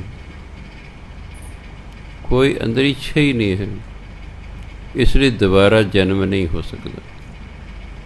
ਇੱਛਾ ਹੀ ਕੋਈ ਨਹੀਂ ਸੀ, ਦੁਬਾਰਾ ਜਨਮ ਨਹੀਂ ਹੋ ਸਕਦਾ। ਇਸ ਲਈ ਬੋਧੀਆਂ ਜੈਨੀਆਂ ਨੂੰ ਜਿਸ ਨੂੰ ਨਿਰਵਾਣ ਪਦ ਪ੍ਰਾਪਤ ਹੋ ਜਾਂਦਾ ਉਹ ਜੰਮਣ ਮਰਨ ਤੋਂ ਰਹਿਤ ਹੋ ਜਾਂਦੇ। ਵੱਡਾ ਭਾਗ, ਵੱਡੇ ਭਾਗਾਂ ਨਾਲ ਸਤਿਗੁਰ ਮਿਲਿਆ, ਗੁਰੂ ਮਿਲਦਾ। ਇਹ ਮਾੜੇ ਭਾਗਾਂ ਨੂੰ ਗੁਰੂ ਨਹੀਂ ਮਿਲਦਾ, ਬਦਕਿਸਮਤ ਨੂੰ ਗੁਰੂ ਨਹੀਂ ਮਿਲਦਾ। ਵੱਡਾ ਭਾਗ, ਵੱਡੇ ਭਾਗਾਂ ਨਾਲ ਗੁਰੂ ਮਿਲਦਾ। ਫਿਰ ਜੇ ਗੁਰੂ ਮਿਲਦਾ ਪਾਈਏ ਪਦ ਨਿਰਵਾਣੀ, ਫਿਰ ਨਿਰਵਾਣ ਪਦਵੀ ਪ੍ਰਾਪਤ ਹੋ ਜਾਂਦੀ ਹੈ। ਵਾਸ਼ਨਾ ਰਹਿਤ, ਇੱਛਾ ਰਹਿਤ ਪਦਵੀ ਪ੍ਰਾਪਤ ਹੋ ਜਾਂਦੀ ਹੈ। ਅਤੇ ਜਦੋਂ ਕੋਈ ਇੱਛਾ ਨਹੀਂ ਰਹਿੰਦੀ ਬੰਦਾ ਮੁਕਤ ਹੋ ਜਾਂਦਾ। ਮੈਂ ਓਲ ਗਈਆਂ ਆੜੇ ਨੂੰ ਕੰਨਾ ਬਿੰਦੀ ਲਾ ਕੇ ਬੋਲਣਾ। ਮੈਂ ਓਲ ਗਏ ਹਮ ਛੋਰੂ ਥਾਰੇ। ਛੋਰੂ ਹੁੰਦਾ ਛੋਟੇ ਸੇਵਾਦਾਰ। ਉਹ ਛੋਰੇ ਆਵਾਜ਼ ਮਾਰਦੇ ਕਈ ਵਾਰੀ। ਛੋਕਰਾ ਵੀ ਅਰੇ ਛੋਕਰੇ, ਹਰਿਆਣੇ 'ਚ ਕਹਿੰਦੇ ਅਰੇ ਛੋਕਰੇ, ਅਰੇ ਛੋਕਰੀ। ਲੜਕੀ ਬਣਾ ਅਰੇ ਛੋਕਰੀ, ਛੋਕਰੇ। ਉਹ ਛੋਰੂ ਬੱਚੇ ਨੂੰ ਕਹਿੰਦੇ। ਦਾਸ ਓਲਗੀਆਂ, ਦਾਸ ਓਲਗੀ। ਮੈਂ ਪਰਮਾਤਮਾ ਦੇ ਦਾਸਾਂ ਦਾ ਦਾਸ ਹਾਂ। ਮੈਂ ਓਲਗੀ, ਮੈਂ ਪਰਮਾਤਮਾ ਦੇ ਦਾਸਾਂ ਦਾ ਦਾਸ ਹਾਂ। ਹਮ ਛੋਰੂ ਥਾਰੇ, ਥਾਰੇ ਹਰਿਆਣਾ ਬੋਲਦੇ ਨੇ। ਮਾਰਾ ਹਰਿਆਣਾ ਸਾਹਿਬ, ਉਹ ਕਹਿੰਦੇ ਮਾਰਾ ਹਰਿਆਣਾ ਸਾਹਿਬ। ਜਦੋਂ ਛੇੜ 'ਚ ਬੜੇ ਨਾ ਹਰਿਆਣਾ ਪੰਜਾਬ, ਫਿਰ ਛੇਤੀ ਫਿਰ ਕਿਉਂਕਿ ਇਹ ਪੋਲੀਟੀਕਲ ਲੀਡਰਾਂ ਨੇ ਇੰਨੀ ਲੋਕਾਂ 'ਚ ਜ਼ਹਿਰ ਭਰ ਦਿੱਤੀ ਹੈ। ਲੋਕ ਬੇਵਕੂਫ ਨੇ, ਉਹਨਾਂ ਨੇ ਨਹੀਂ ਪਤਾ ਵੀ ਸਾਨੂੰ ਜਿਹੜੇ ਘਟੀਆ ਇਨਸਾਨ ਬਣਾ ਰਹੇ, ਅਸੀਂ ਉਹਨਾਂ ਦੇ ਮਗਰ ਲੱਗ ਜਾਂਦੇ, ਲਾ ਕਰਕੇ ਮਗਰ ਲੱਗ ਜਾਂਦੇ। ਸਾਡੀ ਅਕਲ ਹੀ ਕੋਈ, ਉਹਨਾਂ ਨੂੰ ਪਤਾ ਇਹ ਬਸ ਐਵੇਂ ਭੇਡਾਂ ਨੇ, ਇਹ ਲਾ ਲਓ ਮਗਰ ਇਹਨਾਂ ਨੂੰ। ਇੱਕ ਭੇਡ ਨੇ ਮੈਂ ਕੀਤੀ, ਦੂਜੇ ਮਗਰੀ ਮੈਂ, ਤੀਜੀ ਚੌਥੀ ਪੰਜਵੀਂ ਜਾ ਰਹੀ। ਇੱਕ ਭੇਡ ਨੂੰ ਮਗਰ ਲਾ ਲਓ, ਬਸ ਸਾਰੀਆਂ ਭੇਡਾਂ ਮਗਰ। ਭੇਡਾਂ ਜਿਹੜਾ ਲੀਡਰ ਉਹਨੂੰ ਲਾ ਲਓ, ਬਸ ਮਗਰ ਸਾਰੇ ਮਗਰ। ਸਾਡੇ 'ਚ ਆਪਣੀ ਤਾਂ ਮਾਤੀ ਘੱਟ, ਅਸੀਂ ਭੇਡਾਂ ਹਾਂ। ਕੱਪੜੇ ਪਾਉਣੇ ਤਾਂ ਵੀ ਭੇਡਾਂ। ਉਸ ਭੇਡ ਨੇ ਆ ਖੁੱਲ੍ਹਾ ਪਾਇਆ, ਉਹਨੇ ਪਾਇਆ ਤੀਜਾ ਚੌਥਾ ਪੰਜਵਾਂ ਛੇਵਾਂ ਸੱਤਵਾਂ ਅੱਠ, ਕਰੋੜਾਂ ਦੀ ਤਾਦਾਦ 'ਚ ਉੱਥੇ ਆ ਜਾਂਦੇ। ਉਹ ਬਹੁਤ ਚਲਾਕ ਨੇ ਫੈਕਟਰੀਆਂ ਵਾਲੇ, ਜਿਹੜੇ ਕੱਪੜਾ ਫੈਕਟਰੀਆਂ ਵਾਲੇ। ਜੋ ਸੋਚਦੇ ਨੇ ਸਾਡਾ ਕੱਪੜਾ ਘੱਟ ਵਿਕਦਾ, ਇਹ ਜਿਹੜੇ ਹੀਰੋ ਹੀਰੋਇਨ ਨੇ ਉਹਨਾਂ ਨੂੰ ਕਰੋੜਾਂ ਰੁਪਈਏ ਦਿੰਦੇ ਨੇ ਕਿ ਤੁਸੀਂ ਡਰੈਸ ਚੇਂਜ ਕਰ ਦਿਓ। ਲੋਕ ਭੇਡਾਂ ਨੇ, ਉਹਨੇ ਤੁਹਾਡੀ ਨਕਲ ਕਰਨੀ ਹੈ। ਚੱਲ ਭਈਆ, ਆ ਫਿਰ 3 ਮਹੀਨੇ ਬਾਅਦ ਚੱਲ ਅਗਲਾ, 4 ਮਹੀਨੇ ਚੱਲ ਅਗਲਾ। ਹੁਣ ਪਤਾ ਸਾਡੀ ਸਾਈਕੋਲੋਜੀ ਦਾ ਪਤਾ ਉਹਨੂੰ ਕਿ ਆਪਣੀ ਅਕਲ ਕੋਈ ਨਹੀਂ ਹੈ। ਇਹ ਉਹ ਜਿਹੜੇ ਕਰੋੜਾਂ ਰੁਪਈਏ ਲੈਂਦੇ ਉਹਨਾਂ ਦੇ ਮਗਰ ਲੱਗ ਸੜਿਆ ਜਾਂ ਕੋਕਾ ਕੋਲਾ ਪਤਾ ਨਹੀਂ ਕੀ ਹੈ। ਇੱਕ ਐਕਟਰ ਹੈ ਪੀ ਰਿਹਾ ਹੈ, 5 ਕਰੋੜ ਰੁਪਈਆ ਕੰਪਨੀ ਉਹਨੇ ਦਿੱਤਾ ਵੀ ਤੂੰ ਬਸ ਕਹਿੰਦੇ ਆਹ ਕਿਆ ਸਵਾਦ ਹੈ, ਬਸ ਇੰਨਾ ਕਹਿੰਦੇ ਆ ਚੱਕ 5 ਕਰੋੜ। ਅਤੇ ਭੇਡਾਂ ਜਿਉਂ ਲੱਗੀਆਂ ਪੀਣ, ਚੱਲ ਸੋ ਚੱਲ। ਇਸੇ ਲਈ ਭੇਡਾਂ ਵਾਲੀ ਸੋਚ ਸਾਡੀ ਹੋਣ ਕਰਕੇ ਅਸੀਂ ਸਦੀਆਂ ਤੱਕ ਗੁਲਾਮ ਰਹੇ। ਬੰਦਿਆਂ ਵਾਲੀ ਸੋਚ ਹੀ ਨਹੀਂ ਸਾਡੇ 'ਚ ਆਉਣ ਦਿੱਤੀ। ਸ਼ੇਰ ਅਸੀਂ ਸੀ, ਸਾਡੀ ਸੋਚ ਨੇ ਸਮਾਂ ਪਾ ਕੇ ਸਾਨੂੰ ਗਿੱਦੜ ਬਣਾਤਾ। ਇਹ ਤਾਂ ਫਿਰ ਜਦ 10ਵਾਂ ਪਾਤਸ਼ਾਹ ਆਏ, 6ਵੇਂ ਪਾਤਸ਼ਾਹ ਆਏ, ਜਦੋਂ ਸ਼ੇਰ ਨੇ ਸਾਡੀ ਅਗਵਾਈ ਕੀਤੀ, ਦੇਖੋ ਫਿਰ ਲਾ ਦੁਨੀਆ ਅੱਗੇ ਲਈ। ਅਗਵਾਈ ਕੌਣ ਕਰ ਰਿਹਾ ਹੈ? ਸਾਡੀ ਅਗਵਾਈ ਕੋਈ ਭੇਡ ਕਰ ਰਹੀ ਹੈ, ਕੋਈ ਝੋਟਾ ਕਰ ਰਿਹਾ ਹੈ, ਕੋਈ ਸ਼ੇਰ ਕਰ ਰਿਹਾ? ਕੌਣ ਸਾਡੀ ਅਗਵਾਈ ਕਰ ਰਿਹਾ? ਉਸ 'ਤੇ ਨਿਰਭਰ ਕਰਦਾ, ਕਿਉਂਕਿ ਆਪਣਾ ਦਿਮਾਗ ਤਾਂ ਲੋਕ ਵਰਤਦੇ ਹੀ ਨਹੀਂ ਹੈਗੇ। ਐਡੀ ਵੱਡੀ ਖੋਪੜੀ ਸਾਡੇ ਦਿਮਾਗ ਦੇ ਉੱਤੇ ਪ੍ਰਬੰਧ ਲਾ ਰਿਹਾ ਵੀ ਇਹਨੂੰ ਵਰਤੋ, ਇਹਨੂੰ ਵਰਤੋ। ਆਹ ਜਿਹੜੇ ਦਿਮਾਗ ਵਰਤੇ, ਕਿਆ ਸਾਇੰਸਦਾਨ ਕਿੰਨੀਆਂ ਕਾਢਾਂ ਕੱਢਦੇ, ਦਿਮਾਗ ਵਰਤਿਆ ਉਹਨਾਂ ਨੇ ਦਿਮਾਗ ਵਰਤਿਆ। ਇਹ ਸੰਸਾਰ ਸਵਰਗ ਬਣਾ ਕੇ ਪਰ ਰੱਖਤਾ। ਇੱਕ ਵਾਰੀ ਬੈਠੇ ਸੋਚੀ ਜਾਂਦੇ ਨੇ ਪੱਖਾ, ਇਹ ਸੋਚਣਾ ਔਨ ਕਰਨੀ ਪੈਂਦੀ ਉੱਠ ਕੇ। ਕਿਉਂ ਪੱਖਾ ਕਿਤੇ ਸੁੱਚ ਕਿਤੇ ਹੈ? ਕਿਸੇ ਨੇ ਫਿਰ ਜਿਹੜਾ ਹੈ ਕੱਢੇ ਦੇਖਿਆ AC ਚਲਾਤੇ, ਫਿਰ ਰਿਮੋਟ ਆ ਗਏ ਵੀ ਬੈਠੋ ਇੱਥੇ ਬੈਠੇ ਰਹੋ ਚਲੋ। ਕਿਸੇ ਨੇ ਕਿਹਾ ਜੇ AC ਰਿਮੋਟ ਨਾਲ ਚੱਲ ਸਕਦੇ ਪੱਖਾ ਕਿਉਂ ਨਹੀਂ ਚੱਲ ਸਕਦਾ? ਆ ਮੇਰੇ ਘਰ ਜੇ ਪੱਖੇ ਲੈ ਰਿਮੋਟ ਨਾਲ ਹੀ ਚੱਲਦੇ ਨੇ। ਦਿਮਾਗ ਵਰਤੇ ਨੇ ਅਗਲੇ ਨੇ ਵੀ ਜੇ AC ਰਿਮੋਟ ਨਾਲ ਚੱਲ ਸਕਦਾ ਤਾਂ ਘਰਾਂ ਦੇ ਪੱਖੇ ਕਿਉਂ ਨਹੀਂ ਚੱਲ ਸਕਦੇ? ਟਿਊਬਾਂ ਕਿਉਂ ਨਹੀਂ ਜਗ ਸਕਦੀਆਂ? ਮੇਰੇ ਦੋਨੋਂ ਪੱਖੇ ਰਿਮੋਟ ਨਾਲ ਚੱਲਦੇ। ਮੈਂ ਆਪਣਾ ਪਿਆ ਮੰਜੇ 'ਤੇ, ਜੀ ਕਰਦਾ ਪੱਖਾ ਚਲੋ, ਜੀ ਕਰ ਬੰਦ ਕਰ ਲਓ, ਜੀ ਕਰ ਤੇਜ਼ ਕਰ ਲਓ, ਜੀ ਕਰ ਸਲੋ ਕਰ ਲਓ। ਇਹ ਦਿਮਾਗ ਦੀ ਵਰਤੋਂ ਹੈ। ਭੇਡਾਂ ਨਹੀਂ ਕਾਢਾਂ ਕੱਢ ਸਕਦੀਆਂ ਹੁੰਦੀਆਂ। ਜਿਨ੍ਹਾਂ ਕੋਲ ਦਿਮਾਗ ਪਰਮਾਤਮਾ ਨੇ ਦਿੱਤੇ ਨੇ ਵੀ ਤੂੰ ਇਹਨੂੰ ਸਹੀ ਵਰਤਣਾ ਹੈ, ਉਹ ਕਰਦੇ ਨੇ। ਦਿਮਾਗ ਤਾਂ ਸਾਰਿਆਂ ਨੂੰ ਪਰਮਾਤਮਾ ਨੇ ਦਿੱਤਾ ਹੁੰਦਾ, ਵਰਤਦਾ ਕੋਈ ਕੋਈ ਹੈ, ਅਤੇ ਕਈ ਦਿਮਾਗ ਨੂੰ ਪੁੱਠੇ ਪਾਸੇ ਲਾਉਂਦੇ ਨੇ, ਪੁੱਠੇ ਪਾਸੇ ਵੀ ਲਾਉਂਦੇ ਨੇ। ਉਹ ਵੀ ਹੁੰਦੇ ਉਹ ਦਿਮਾਗਦਾਰ ਹੀ ਨੇ, ਪਰ ਉਹ ਪੁੱਠੇ ਪਾਸੇ ਲਾ ਕੇ ਸਾਰੀ ਐਨਰਜੀ ਆਪਣੀ ਵੇਸਟ ਕਰ ਲੈਂਦੇ। ਇਸ ਲਈ ਗੁਰੂ ਮਹਾਰਾਜ ਕਹਿੰਦੇ, ਮੈਂ ਹੇ ਪਰਮਾਤਮਾ ਮੈਂ ਤੇਰੇ ਦਾਸਾਂ ਦਾ ਦਾਸ ਹਾਂ। ਹਮ ਛੋਰੂ ਥਾਰੇ, ਅਸੀਂ ਤੁਹਾਡੇ ਬੱਚੇ ਹਾਂ, ਅਸੀਂ ਤੁਹਾਡੇ ਛੋਟੇ ਦਾਸ ਹਾਂ। ਜਿਉਂ ਤੂੰ ਰਾਖੈਂ ਤਿਉਂ ਰਹਾਂ, ਮੁਖ ਨਾਮ ਹਮਾਰੇ। ਹੈ ਪਰਮਾਤਮਾ ਤੂੰ ਸਾਡੇ ਮੁਖ 'ਚ ਨਾ ਆਪਣਾ ਨਾਮ ਪਾ ਦੇ, ਫਿਰ ਜਿਵੇਂ ਤੂੰ ਕਹੇਗਾ ਉਵੇਂ ਅਸੀਂ ਰਹਾਂਗੇ। ਬਸ ਮੈਂ ਤੇਰਾ ਨਾਮ ਜਪਦਾ ਰਹਾਂਗਾ। ਇੱਕ ਕਹਿੰਦੇ ਮੇਰੇ 'ਚ ਗੱਲ ਪੈਦਾ ਕਰ ਦੇ, ਮੇਰੇ ਮੁਖ 'ਚ ਨਾਮ ਪਾ ਦੇ, ਫਿਰ ਜਿਉਂ ਤੂੰ ਰੱਖੈਂ ਤਿਉਂ ਰਹਾਂ, ਜਿਵੇਂ ਤੂੰ ਰੱਖੇਂਗਾ ਮੈਂ ਉਵੇਂ ਹੀ ਰਹਾਂਗਾ। ਰਹਾਓ ਦਰਸ਼ਨ ਕੀ ਪਿਆਸਾ ਘਣੀ, ਭਾਣੈ ਮਨ ਭਾਈਐ। ਪਰਮਾਤਮਾ ਦੇ ਦਰਸ਼ਨਾਂ ਦੀ ਬਹੁਤ ਪਿਆਸ ਹੈ। ਇੱਥੇ ਪਿਆਸ ਕੋਈ ਥਰਸ ਤੋਂ ਭਾਵ ਨਹੀਂ ਹੈ ਵੀ ਕੋਈ ਪਾਣੀ ਦੀ ਪਿਆਸ ਹੈ, ਦਰਸ਼ਨਾਂ ਦੀ ਪਿਆਸ ਤਮੰਨਾ ਹੈ। ਕਿਉਂਕਿ ਜਿੰਨੀ ਜ਼ਿਆਦਾ ਪਿਆਸ ਹੋਏਗੀ ਉਹਨਾਂ ਉਹ ਪਾਣੀ ਲਈ ਯਤਨ ਕਰੇਗਾ। ਥੋੜ੍ਹੀ ਪਿਆਸ ਲੱਗੀ ਹੈ, ਬਹੁਤ ਅਸੀਂ ਭੱਜ ਨੱਠ ਪਾਣੀ ਲਈ ਨਹੀਂ ਕਰਾਂਗੇ। ਜਾਨ ਨਿਕਲ ਲੱਗੀ ਹੈ, ਫਿਰ ਭੱਜ ਨੱਠ ਕਰਾਂਗੇ। ਇਸੇ ਤਰ੍ਹਾਂ ਹੀ ਰੱਬ ਪ੍ਰਤੀ ਜਦੋਂ ਸਾਡੇ ਅੰਦਰ ਪਿਆਸ ਪੈਦਾ ਹੋ ਗਈ, ਜਿਵੇਂ ਪਾਣੀ ਪੀਤੇ ਬਿਨਾਂ ਅਸੀਂ ਮਰ ਜਾਵਾਂਗੇ, ਇਹ ਪਿਆਸ ਪੈ ਕੇ ਰੱਬ ਤੋਂ ਮੇਰੇ ਤੋਂ ਬਿਨਾਂ ਅਸੀਂ ਮਰ ਜਾਵਾਂਗੇ। ਆਖਾਂ ਜੀਵਾਂ ਵਿਸਰੇ ਮਰ ਜਾਵਾਂ। ਇਹ ਉਸ ਅਵਸਥਾ 'ਤੇ ਜਾ ਕੇ ਕਿਹਾ ਜਿੱਥੇ ਪਰਮਾਤਮਾ ਦੇ ਨਾਮ ਤੋਂ ਬਿਨਾਂ ਰਹਿ ਹੀ ਨਹੀਂ ਜਾ ਸਕਦੇ। ਜਿਵੇਂ ਨਸ਼ਈ ਨਸ਼ੇ ਤੋਂ ਬਿਨਾਂ ਨਹੀਂ ਰਹਿ ਸਕਦੇ, ਭਾਵੇਂ ਉਹਨੂੰ ਘਰ ਦੇ ਭਾਂਡੇ ਵੇਚਣੇ ਪੈ ਜਾਣ, ਨਹੀਂ ਰਹਿ ਸਕਦਾ। ਜਿਵੇਂ ਨਸ਼ਈ ਨਸ਼ੇ ਤੋਂ ਬਿਨਾਂ ਨਹੀਂ ਰਹਿ ਸਕਦਾ, ਇਸ ਤਰ੍ਹਾਂ ਹੀ ਪਰਮਾਤਮਾ ਦਾ ਨਾਮ ਜਪਣ ਵਾਲਾ ਬੰਦਾ ਨਾਮ ਤੋਂ ਬਿਨਾਂ ਨਹੀਂ ਰਹਿ ਸਕਦਾ। ਨਸ਼ੇ ਨਸ਼ਈ ਨੂੰ ਨਸ਼ਾ ਨਾ ਦੇਖੋ, ਫਿਰ ਦੇਖੋ ਤਾਂ ਤਮਾਸ਼ਾ ਕੀ ਹਾਲ ਹੁੰਦੇ। ਅਫੀਮ ਖਾਣ ਵਾਲਾ ਮੈਂ ਕਈ ਵਾਰ ਦੇਖਦਾ, ਪਹਿਲਾਂ ਪਿੰਡਾਂ 'ਚ ਠੇਕੇ ਹੁੰਦੇ, ਸਾਡੇ ਪਿੰਡ ਬਾਲਿਆਂ 'ਚ ਠੇਕਾ ਹੁੰਦਾ ਅਫੀਮ ਦਾ, ਉੱਥੋਂ ਲੈ ਆਉਂਦੇ ਫਿਰਦੇ। ਤੂੰ ਕਈਆਂ ਨੂੰ ਫਿਰ ਫੀਮ ਨਾ ਮਿਲੀ ਜਦੋਂ ਸਰਕਾਰ ਨੇ ਠੇਕੇ ਠੁਕੇ ਬੰਦ ਕਰਤੇ। ਚੋਰੀ ਛਪਾਰੀ ਫੀਮ ਮਿਲਦਾ ਸਭ ਕੁਛ ਇੰਡੀਆ 'ਚ, ਜਿਨ ਮਰਜ਼ੀ ਬੰਦ ਕਰ ਲਓ, ਨਵੇਂ ਨਵੇਂ ਢੰਗ ਤਰੀਕੇ ਲੱਭ ਲੈਂਦੇ ਨੇ। ਕਹਾਵਤ ਹੈ, ਸ਼ੱਕਰ ਖੋਰੇ ਨੂੰ ਸ਼ੱਕਰ ਮਿਲ ਹੀ ਜਾਂਦੀ ਹੈ। ਖੋਰਾ ਹੁੰਦਾ ਖਾਣ ਵਾਲਾ, ਫਾਰਸੀ ਦਾ ਸ਼ਬਦ ਹੈ। ਸ਼ੱਕਰ ਖੋਰਾ, ਸ਼ੱਕਰ ਖਾਣ ਵਾਲਾ। ਜੇ ਉਹਨੂੰ ਸ਼ੱਕਰ ਖਾਣ ਦਾ ਸ਼ੌਕ ਹੈ, ਕਿਤੋਂ ਨਾ ਕਿਤੇ ਆਂਢੀ ਗੁਆਂਢੀ ਤਾਂ ਲੈ ਹੀ ਹੋਣੀ ਖਾਣੀ। ਇਸੇ ਤਰ੍ਹਾਂ ਦਰਸ਼ਨਾਂ ਦੀ ਪਿਆਸ ਹੈ ਘਣੀ ਮੈਨੇ ਬਹੁਤ ਜ਼ਿਆਦਾ।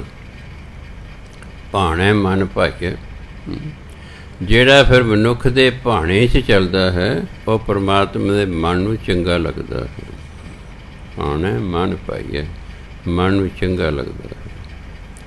ਮੇਰੇ ਠਾਕੁਰ ਹਾਥ ਵਡਿਆਈਆਂ, ਭਾਣੇ ਪਤ ਪਾਈਏ। ਸਾਰੀਆਂ ਵਡਿਆਈਆਂ ਮੇਰੇ ਮਾਲਕ ਦੇ ਹੱਥ ਵਿੱਚ ਹਨ। ਉਹਦੇ ਭਾਣੇ 'ਚ ਰਹਿ ਕੇ ਹੀ ਇੱਜ਼ਤ ਪ੍ਰਾਪਤ ਹੁੰਦੀ ਹੈ। ਜੇ ਉਹਦਾ ਭਾਣਾ ਇੱਜ਼ਤ ਮਿਲ ਜਾਏਗੀ, ਨਹੀਂ ਭਾਣਾ ਚੰਗੇ ਭਲੇ ਦੀ ਬੇਇੱਜ਼ਤੀ ਹੋ ਜਾਏਗੀ। ਉਹਦੇ ਭਾਣੇ 'ਚ ਹੈ। ਸਾਚੋ ਦੂਰ ਨਾ ਜਾਣੀਏ ਅੰਤਰ ਹੈ ਸੋਈ। ਸਾਚੋ ਮੈਨੇ ਪਰਮਾਤਮਾ, ਪਰਮਾਤਮਾ ਨੂੰ ਦੂਰ ਨਹੀਂ ਸਮਝਣਾ ਚਾਹੀਦਾ। ਅੰਤਰ ਹੈ ਸੋਈ, ਉਹ ਪਰਮਾਤਮਾ ਸਾਡੇ ਅੰਦਰ ਹੈ। ਜਿਹੇ ਦੇਖਾਂ ਤਹਿ ਰਬ ਰਹੇ, ਕਿਨ ਕੀਮਤ ਹੋਈ। ਮੈਂ ਜਿੱਥੇ ਵੀ ਦੇਖਦਾ ਤਹਿ ਉੱਥੇ ਰੱਬ ਰਹੇ, ਰੱਬ ਦਾ ਵਸਣਾ। ਜਿੱਥੇ ਵੀ ਵੇਖਦਾ ਉੱਥੇ ਹੀ ਪਰਮਾਤਮਾ ਵਸ ਰਿਹਾ ਹੈ। ਕਿਨ ਕੀਮਤ ਹੋਈ, ਕੌਣ ਉਹਦੀ ਕੀਮਤ ਪਾ ਸਕਦਾ? ਕਿਸੇ ਤੋਂ ਉਸਦੀ ਕੀਮਤ ਨਹੀਂ ਪੈਂਦੀ। ਭਾਵ ਉਹਦੇ 'ਚ ਇੰਨੇ ਗੁਣ ਹਨ ਕਿ ਉਹਦੀ ਕੋਈ ਕੀਮਤ ਹੀ ਨਹੀਂ ਪਾ ਸਕਦਾ। ਆਪ ਕਰੇ ਆਪੇ ਹਰੇ, ਵੇਖੇ ਵਡਿਆਈ। ਆਪ ਕਰੇ, ਪਰਮਾਤਮਾ ਆਪ ਹੀ ਪੈਦਾ ਕਰਨ ਵਾਲਾ ਹੈ। ਆਪੇ ਹਰੇ, ਆਪ ਹੀ ਮਾਰਨ ਵਾਲਾ ਹੈ। ਵੇਖੇ ਵਡਿਆਈ, ਅਤੇ ਆਪਣੀ ਵਡਿਆਈ ਨੂੰ ਆਪ ਹੀ ਵੇਖਦਾ ਹੈ। ਜੋ ਕਰ ਰਿਹਾ ਉਸ ਨੂੰ ਆਪ ਹੀ ਵੇਖ ਰਿਹਾ ਹੈ। ਗੁਰਮੁਖ ਹੋਏ ਨਿਹਾਲੀਐ, ਇਉਂ ਕੀਮਤ ਪਾਈ। ਜੇ ਕੋਈ ਗੁਰਮੁਖ ਹੋ ਜਾਵੇ, ਟੋਟਲ ਜਿਹਦਾ ਜੀਵਨ ਗੁਰੂ ਦੇ ਆਖੇ ਹੋ ਜਾਏ, ਲੱਗ ਜਾਏ। ਨਿਹਾਲੀਐ, ਨਿਹਾਲਣ ਦਾ ਵੇਖਣਾ। ਉਹ ਪਰਮਾਤਮਾ ਨੂੰ ਵੇਖ ਸਕਦਾ ਹੈ। ਜਦੋਂ ਪਰਮਾਤਮਾ ਨੂੰ ਵੇਖ ਸਕਦਾ, ਇਉਂ ਕੀਮਤ ਪਾਈ। ਇਸ ਤਰ੍ਹਾਂ ਪਰਮਾਤਮਾ ਦੀ ਕੀਮਤ ਪਾ ਸਕਦਾ ਹੈ। ਜਿਹਨੂੰ ਆਪਾਂ ਵੇਖੇ ਨਹੀਂ, ਉਹਦੀ ਕੀਮਤ ਨਹੀਂ ਅਸੀਂ ਪਾ ਸਕਦੇ। ਇੱਥੇ ਕੀਮਤ ਪਾਉਣ ਤੋਂ ਮਤਲਬ ਇਹ ਨਹੀਂ ਕਿ ਲੱਖ ਰੁਪਏ ਦਾ, 2 ਲੱਖ ਦਾ, 5 ਕਰੋੜ ਦਾ ਹੈ।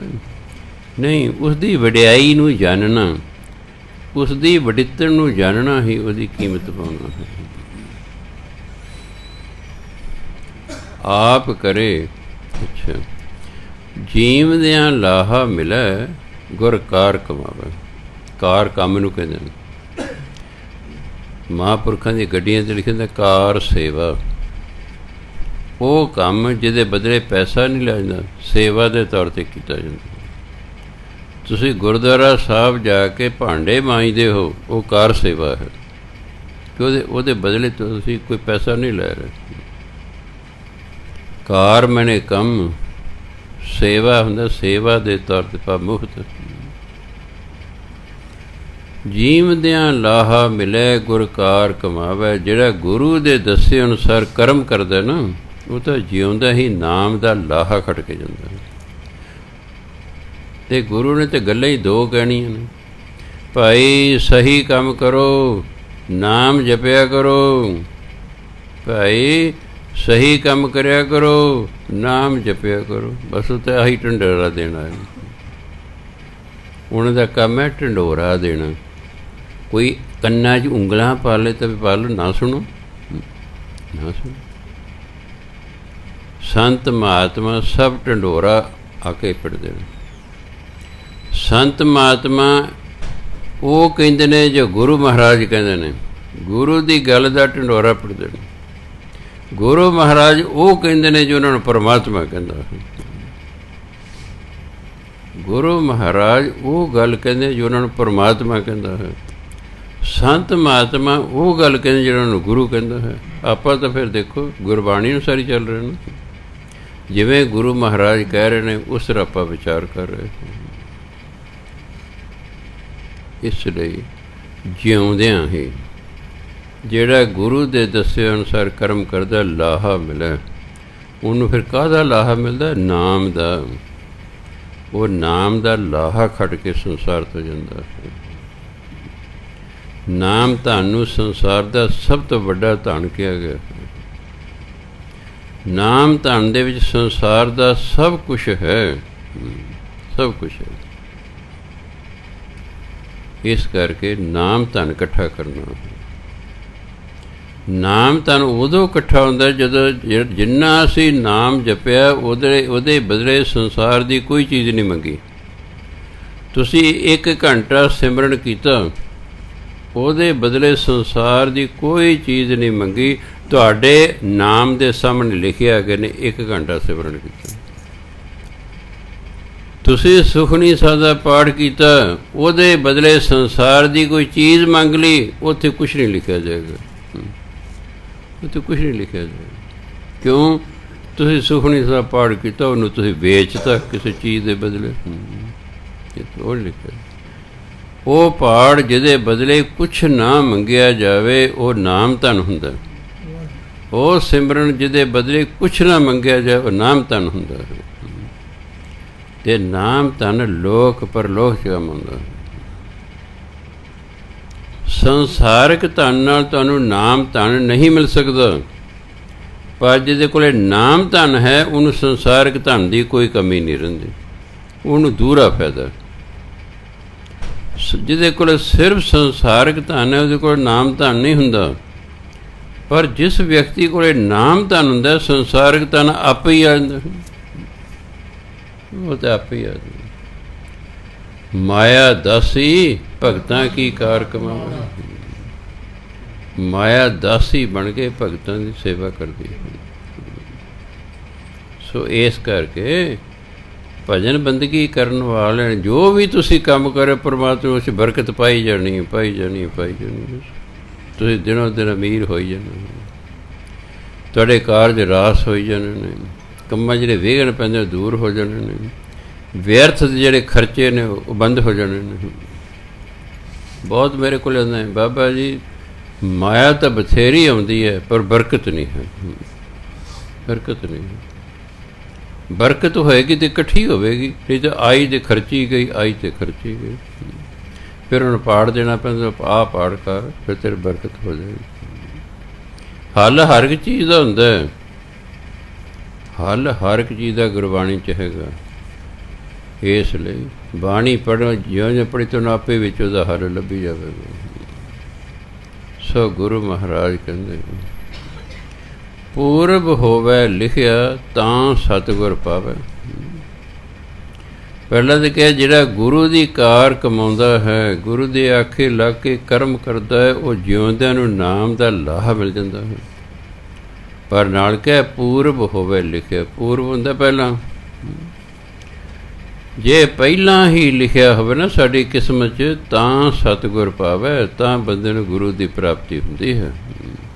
ਜੇ ਲਿਖੀ ਨਹੀਂ ਤਾਂ ਚਾਹੇ ਬਾਪ ਗੁਰੂ ਹੋਵੇ ਤਾਂ ਵੀ ਉਹਨੂੰ ਨਹੀਂ ਧਾਰਨ ਕਰਦਾ ਗੁਰੂ। ਬਾਪ ਗੁਰੂ ਹੈ ਨਾ, ਉਹਨੂੰ ਕਦੇ ਧਾਰਨ ਨਹੀਂ ਕਰੇਗਾ, ਉਹਦਾ ਚੇਲਾ ਨਹੀਂ ਬਣੇਗਾ। ਕਿਉਂ? ਭਾਗਾਂ 'ਚ ਨਹੀਂ ਲਿਖਿਆ ਹੋਇਆ। ਜਿਹੜੇ ਲਿਖਾ ਲਿਆਉਂਦੇ ਨੇ ਉਹਨੂੰ ਫਿਰ ਪ੍ਰਾਪਤੀ ਹੋ ਜਾਂਦੀ ਹੈ। ਲਿਖਿਆ ਸਭ ਕੁਛ ਹੁੰਦਾ ਹੈ। ਭਾਗ ਕਈ ਵਾਰੀ ਲਿਖਿਆ ਹੁੰਦਾ ਹੈ, ਪਰ ਕਈ ਵਾਰੀ ਭਾਗ ਖੋਲ੍ਹਣੇ ਪੈਂਦੇ ਨੇ। ਭਾਗ ਖੁੱਲ੍ਹਦੇ ਨੇ ਨਾਮ ਜਪ ਕੇ, ਬਾਣੀ ਪੜ੍ਹ ਕੇ ਭਾਗ ਖੁੱਲ੍ਹ ਜਾਂਦੇ ਨੇ। ਬਾਬਾ ਅਮਰਦਾਸ ਜੀ ਮਹਾਰਾਜ 61 ਸਾਲ ਦੀ ਉਮਰ ਦੇ ਵਿੱਚ 20ਵੀਂ ਵਾਰ ਗੰਗਾ ਦਾ ਇਸ਼ਨਾਨ ਕਰਕੇ ਵਾਪਸ ਆ ਰਹੇ ਨੇ। ਅੰਬਾਲੇ ਦੇ ਨਜ਼ਦੀਕ ਪਲਾਣਾ ਪਿੰਡ ਹੈ, ਉੱਥੇ ਧਰਮਸ਼ਾਲਾ ਬਣੀ ਹੋਈ ਸੀ। ਯਾਤਰੀ ਉੱਥੇ ਆ ਕੇ ਠਹਿਰਿਆ ਕਰਦੇ ਸੀ।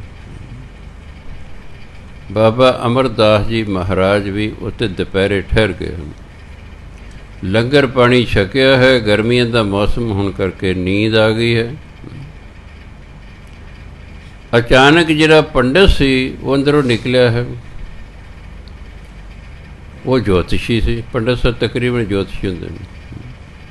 ਉਹਨੇ ਬਾਬਾ ਅਮਰਦਾਸ ਮਹਾਰਾਜ ਦੇ ਚਰਨਾਂ ਵੱਲ ਵੇਖਿਆ।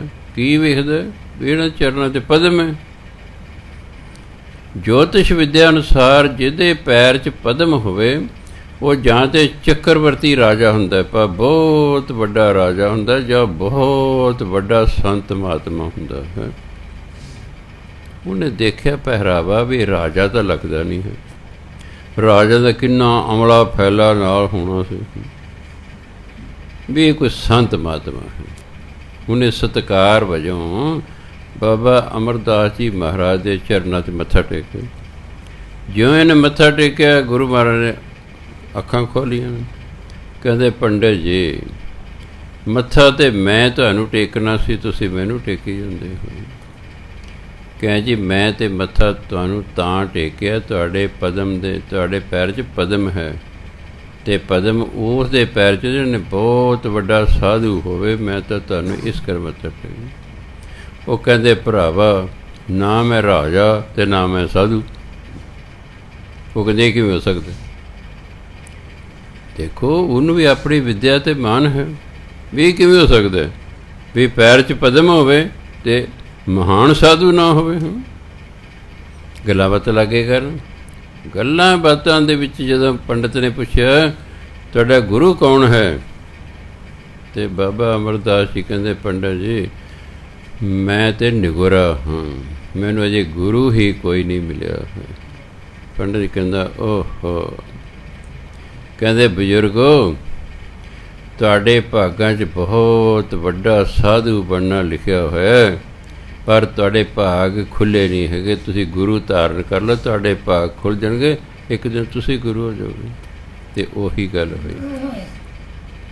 ਬਾਬਾ ਅਮਰਦਾਸ ਜੀ ਮਹਾਰਾਜ ਨੇ ਦੂਸਰੇ ਪਾਤਸ਼ਾਹ ਨੂੰ ਗੁਰੂ ਧਾਰਨ ਕੀਤਾ। 12 ਸਾਲ ਸੇਵਾ ਕੀਤੀ, 61 ਸਾਲ ਤੋਂ ਲੈ ਕੇ 73 ਸਾਲ ਦੀ ਉਮਰ ਤੱਕ 12 ਸਾਲ ਸੇਵਾ ਕੀਤੀ, ਅਤੇ ਫਿਰ ਇੱਕ ਦਿਨ ਆਪ ਗੁਰੂ ਬਣ ਗਏ, ਤੀਸਰੇ ਪਾਤਸ਼ਾਹ ਹੋ ਗਏ। 73 ਤੋਂ ਲੈ ਕੇ ਫਿਰ 95 ਸਾਲ ਤੱਕ 22 ਸਾਲ ਫਿਰ ਉਹ ਗੁਰਗੱਦੀ 'ਤੇ ਰਹੇ। ਭਾਗਾਂ 'ਚ ਸੀ, ਭਾਗ ਖੁੱਲ੍ਹੇ ਨਹੀਂ ਸਨ। ਇਹ ਕਿਵੇਂ ਖੁੱਲ੍ਹਣਗੇ? ਇਹ ਬਾਣੀ ਪੜ੍ਹ ਕੇ ਅਤੇ ਨਾਮ ਜਪ ਕੇ ਖੁੱਲ੍ਹਣਗੇ। ਤਾਂ ਮੈਂ ਕਹਿੰਦਾ ਭਾਈ ਬਾਣੀ ਪੜ੍ਹਿਆ ਕਰੋ, ਨਾਮ ਜਪਿਆ ਕਰੋ, ਤੁਹਾਡੀ ਗੁੱਡ ਲੱਕ ਹੋ ਜਾਏਗੀ।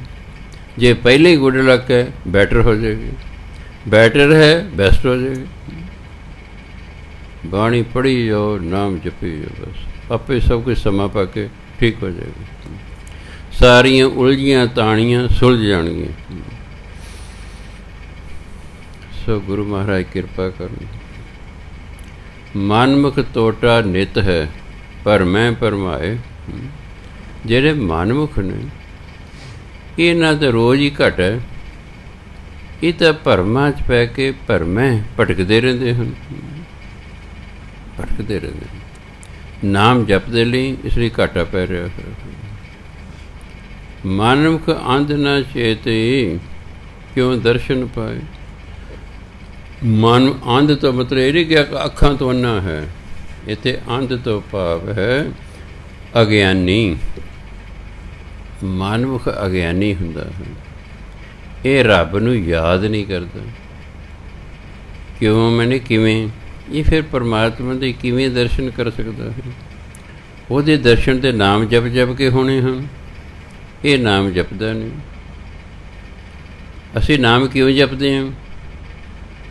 ਵੀ ਅਸੀਂ ਪਰਮਾਤਮਾ ਵਰਗੇ ਹੋ ਜਾਈਏ। ਜਿੰਨਾ ਚਿਰ ਉਹਦੇ ਵਰਗੇ ਨਹੀਂ ਹੁੰਦੇ ਉਹਦੇ ਨਾਲ ਮੇਲ ਨਹੀਂ ਹੁੰਦਾ। ਦੁੱਧ ਅਤੇ ਪਾਣੀ ਦਾ ਮੇਲ ਹੈ, ਕਿ ਦੁੱਧ ਵੀ ਚਿੱਟਾ ਪਾਣੀ ਵੀ ਚਿੱਟਾ। ਜਦੋਂ ਤੋਂ ਦੁੱਧ ਦੇ ਸੰਸਾਰ 'ਚ ਵਿਕਣ ਲੱਗਾ ਤਿਉਂ ਨਾਲ ਪਾਣੀ ਵੀ ਵਿਕਣ ਲੱਗ ਗਿਆ। ਦੇਖੋ ਜਿਹੜਾ ਪਾਣੀ ਮੁਫਤ ਮਿਲਦਾ 60 ਰੁਪਏ ਕਿਲੋ 70 ਰੁਪਏ ਕਿਲੋ ਵਿਕਦਾ ਹੈ ਪਾਣੀ, ਵਿਕਦਾ ਨਾ। 1 ਕਿਲੋ ਜੇ 100 ਗ੍ਰਾਮ ਵੀ ਪਾਣੀ ਪਾ ਦਿੱਤਾ ਜਾਵੇ ਤਾਂ 100 ਗ੍ਰਾਮ ਕਿੰਨੇ ਰੁਪਏ ਦੋਗੇ? 6 ਰੁਪਏ ਦੋਗੇ। 6 ਰੁਪਏ ਦਾ 100 ਗ੍ਰਾਮ, ਉਹ 6 ਰੁਪਏ ਦਾ ਵਿਕ ਗਿਆ। 40 ਰੁਪਏ ਕਿਲੋ ਚੀਨੀ ਜਦੋਂ ਉਹਨੂੰ ਲੱਡੂਆਂ ਜਾਂ ਬਰਫੀ ਦੇ ਵਿੱਚ ਰਲਾ ਦਿੱਤੀ ਜਾਂਦੀ ਹੈ, ਲੱਡੂ 'ਚ ਰਲਾ ਦਿਓ, ਉਹੀ ਚੀਨੀ 40 ਰੁਪਏ ਕਿਲੋ ਨਹੀਂ 250 ਰੁਪਏ ਕਿੱਲੇ ਦੀ ਹੋ ਜਾਏਗੀ। ਬਰਫੀ 'ਚ ਰਲਾ ਦਿਓ, ਉਹੀ 40 ਰੁਪਏ ਕਿਲੋ ਚੀਨੀ 500 ਰੁਪਏ ਦੇ ਹਿਸਾਬ ਨਾਲ ਵਿਕੇਗੀ। ਹੈ ਨਾ? ਫਿਰ ਇਹਨੂੰ ਕਹਿੰਦੇ ਦੁਕਾਨਦਾਰੀ। 40 ਰੁਪਏ ਦੀ ਚੀਜ਼ ਨੂੰ ਸਾਨੂੰ 500 ਰੁਪਏ ਦੀ ਵੇਚ ਰਹੇ ਹਨ। ਸਿੱਧੇ ਹੀ 460 ਰੁਪਏ ਦਾ ਲਾਭ ਹੈ 1 ਕਿਲੋ ਮਗਰ ਵਿਕ ਰਹੀ ਹੈ, ਵਿਕ ਰਹੀ ਹੈ। ਪਹਿਲਾਂ ਤਾਂ ਡੱਬਾ ਵੀ 'ਚ ਤੋਲ ਦਿੰਦੇ ਸੀ, ਡੱਬੇ ਸਮੇਤ ਕਿਲੋ ਡੋ ਤੋਲਦੇ, ਹੁਣ ਵੀ ਡੱਬੇ ਸਮੇਤ ਵੇਚਦੇ ਨੇ ਕਿ ਨਹੀਂ? ਧਿਆਨ ਦੇਣਾ। ਉਹ ਡੱਬਾ 5 ਰੁਪਏ ਦਾ ਹੋਏਗਾ ਵੱਧ ਤੋਂ ਵੱਧ, ਚਲ 10 ਦਾ ਹੀ ਲਾ ਲਓ। 100 ਗ੍ਰਾਮ ਦਾ ਡੱਬਾ, 100 ਗ੍ਰਾਮ ਦਾ ਡੱਬਾ 500 ਦੇ ਭਾਅ ਨਾਲ 100 ਗ੍ਰਾਮ ਵਿਕ ਰਿਹਾ ਹੈ। ਹਾਂ, ਉਹ 500 ਦੇ ਭਾਅ ਨਾਲ, ਜੋ ਬਰਫੀ ਦਾ ਭਾਅ ਉਹੀ ਗੱਤੇ ਦਾ ਭਾਅ ਕਰਤਾ। ਅਸੀਂ ਗੱਤੇ ਦਾ ਪਾ ਕਰਤਾ। ਇਹ ਦੁਕਾਨਦਾਰ ਐਵੇਂ ਨਹੀਂ ਹੁੰਦੇ। ਬਾਪੂ ਜੀ ਜਦੋਂ ਲੈਂਦੇ ਕੋਈ ਚੀਜ਼ ਕਹਿੰਦੇ ਮੈਨੂੰ ਤਾਂ ਕਾਗਜ਼ ਤੋਲ। ਉਹ ਨਾ ਇੱਕ ਵਾਰੀ ਇੱਕ ਚਾਹ ਤੋਲਣ ਲੱਗਾ, ਕਾਗਜ਼ ਤੋਲ। ਕਹਿੰਦਾ ਕਿਉਂ?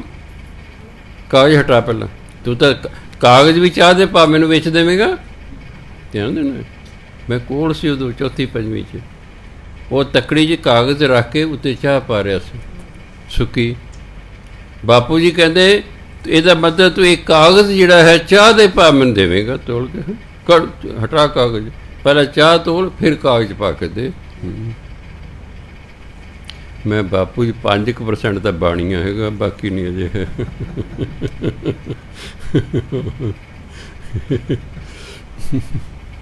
ਜੇ ਮੈਂ ਜੱਟਾਂ ਨੂੰ ਕਹਿੰਦਾ ਮੈਂ ਤੂੰ ਤਾਂ ਮੂਰਖ, ਮੈਂ ਜੱਟ ਨਾਰਾਜ਼ ਨਾ ਹੁਣ, ਮੈਂ ਆਪ ਹੀ ਜੱਟ। ਜੇ ਮੈਨੂੰ ਜੱਟ ਨਾ ਹੁੰਦਾ ਕੁਛ ਦਿਨ ਨਾਰਾਜ਼ ਹੋ ਜਾਂਦਾ। ਖੇਤੀ ਕਰਨ ਦੀ ਲੋੜ ਹੀ ਨਹੀਂ ਹੈ, ਦਾਣੇ ਲੈਣੇ ਖੇਤੀ ਤੋਂ। ਇੱਕ ਬੰਦਾ ਮੈਨੂੰ ਕਹਿੰਦਾ ਸਮ ਜੀ 15 ਲੱਖ ਸਾਡੇ ਸਿਰ ਕਰਜ਼ਾ ਹੈ। ਮੈਂ ਕਿੰਨੀ ਜ਼ਮੀਨ ਹੈ? ਕਹਿੰਦਾ 15 ਕਿੱਲੇ, 15 ਲੱਖ ਕਰਜ਼ਾ। ਮੈਂ ਅੱਛਾ ਰੇਟ ਕੀ ਹੈ?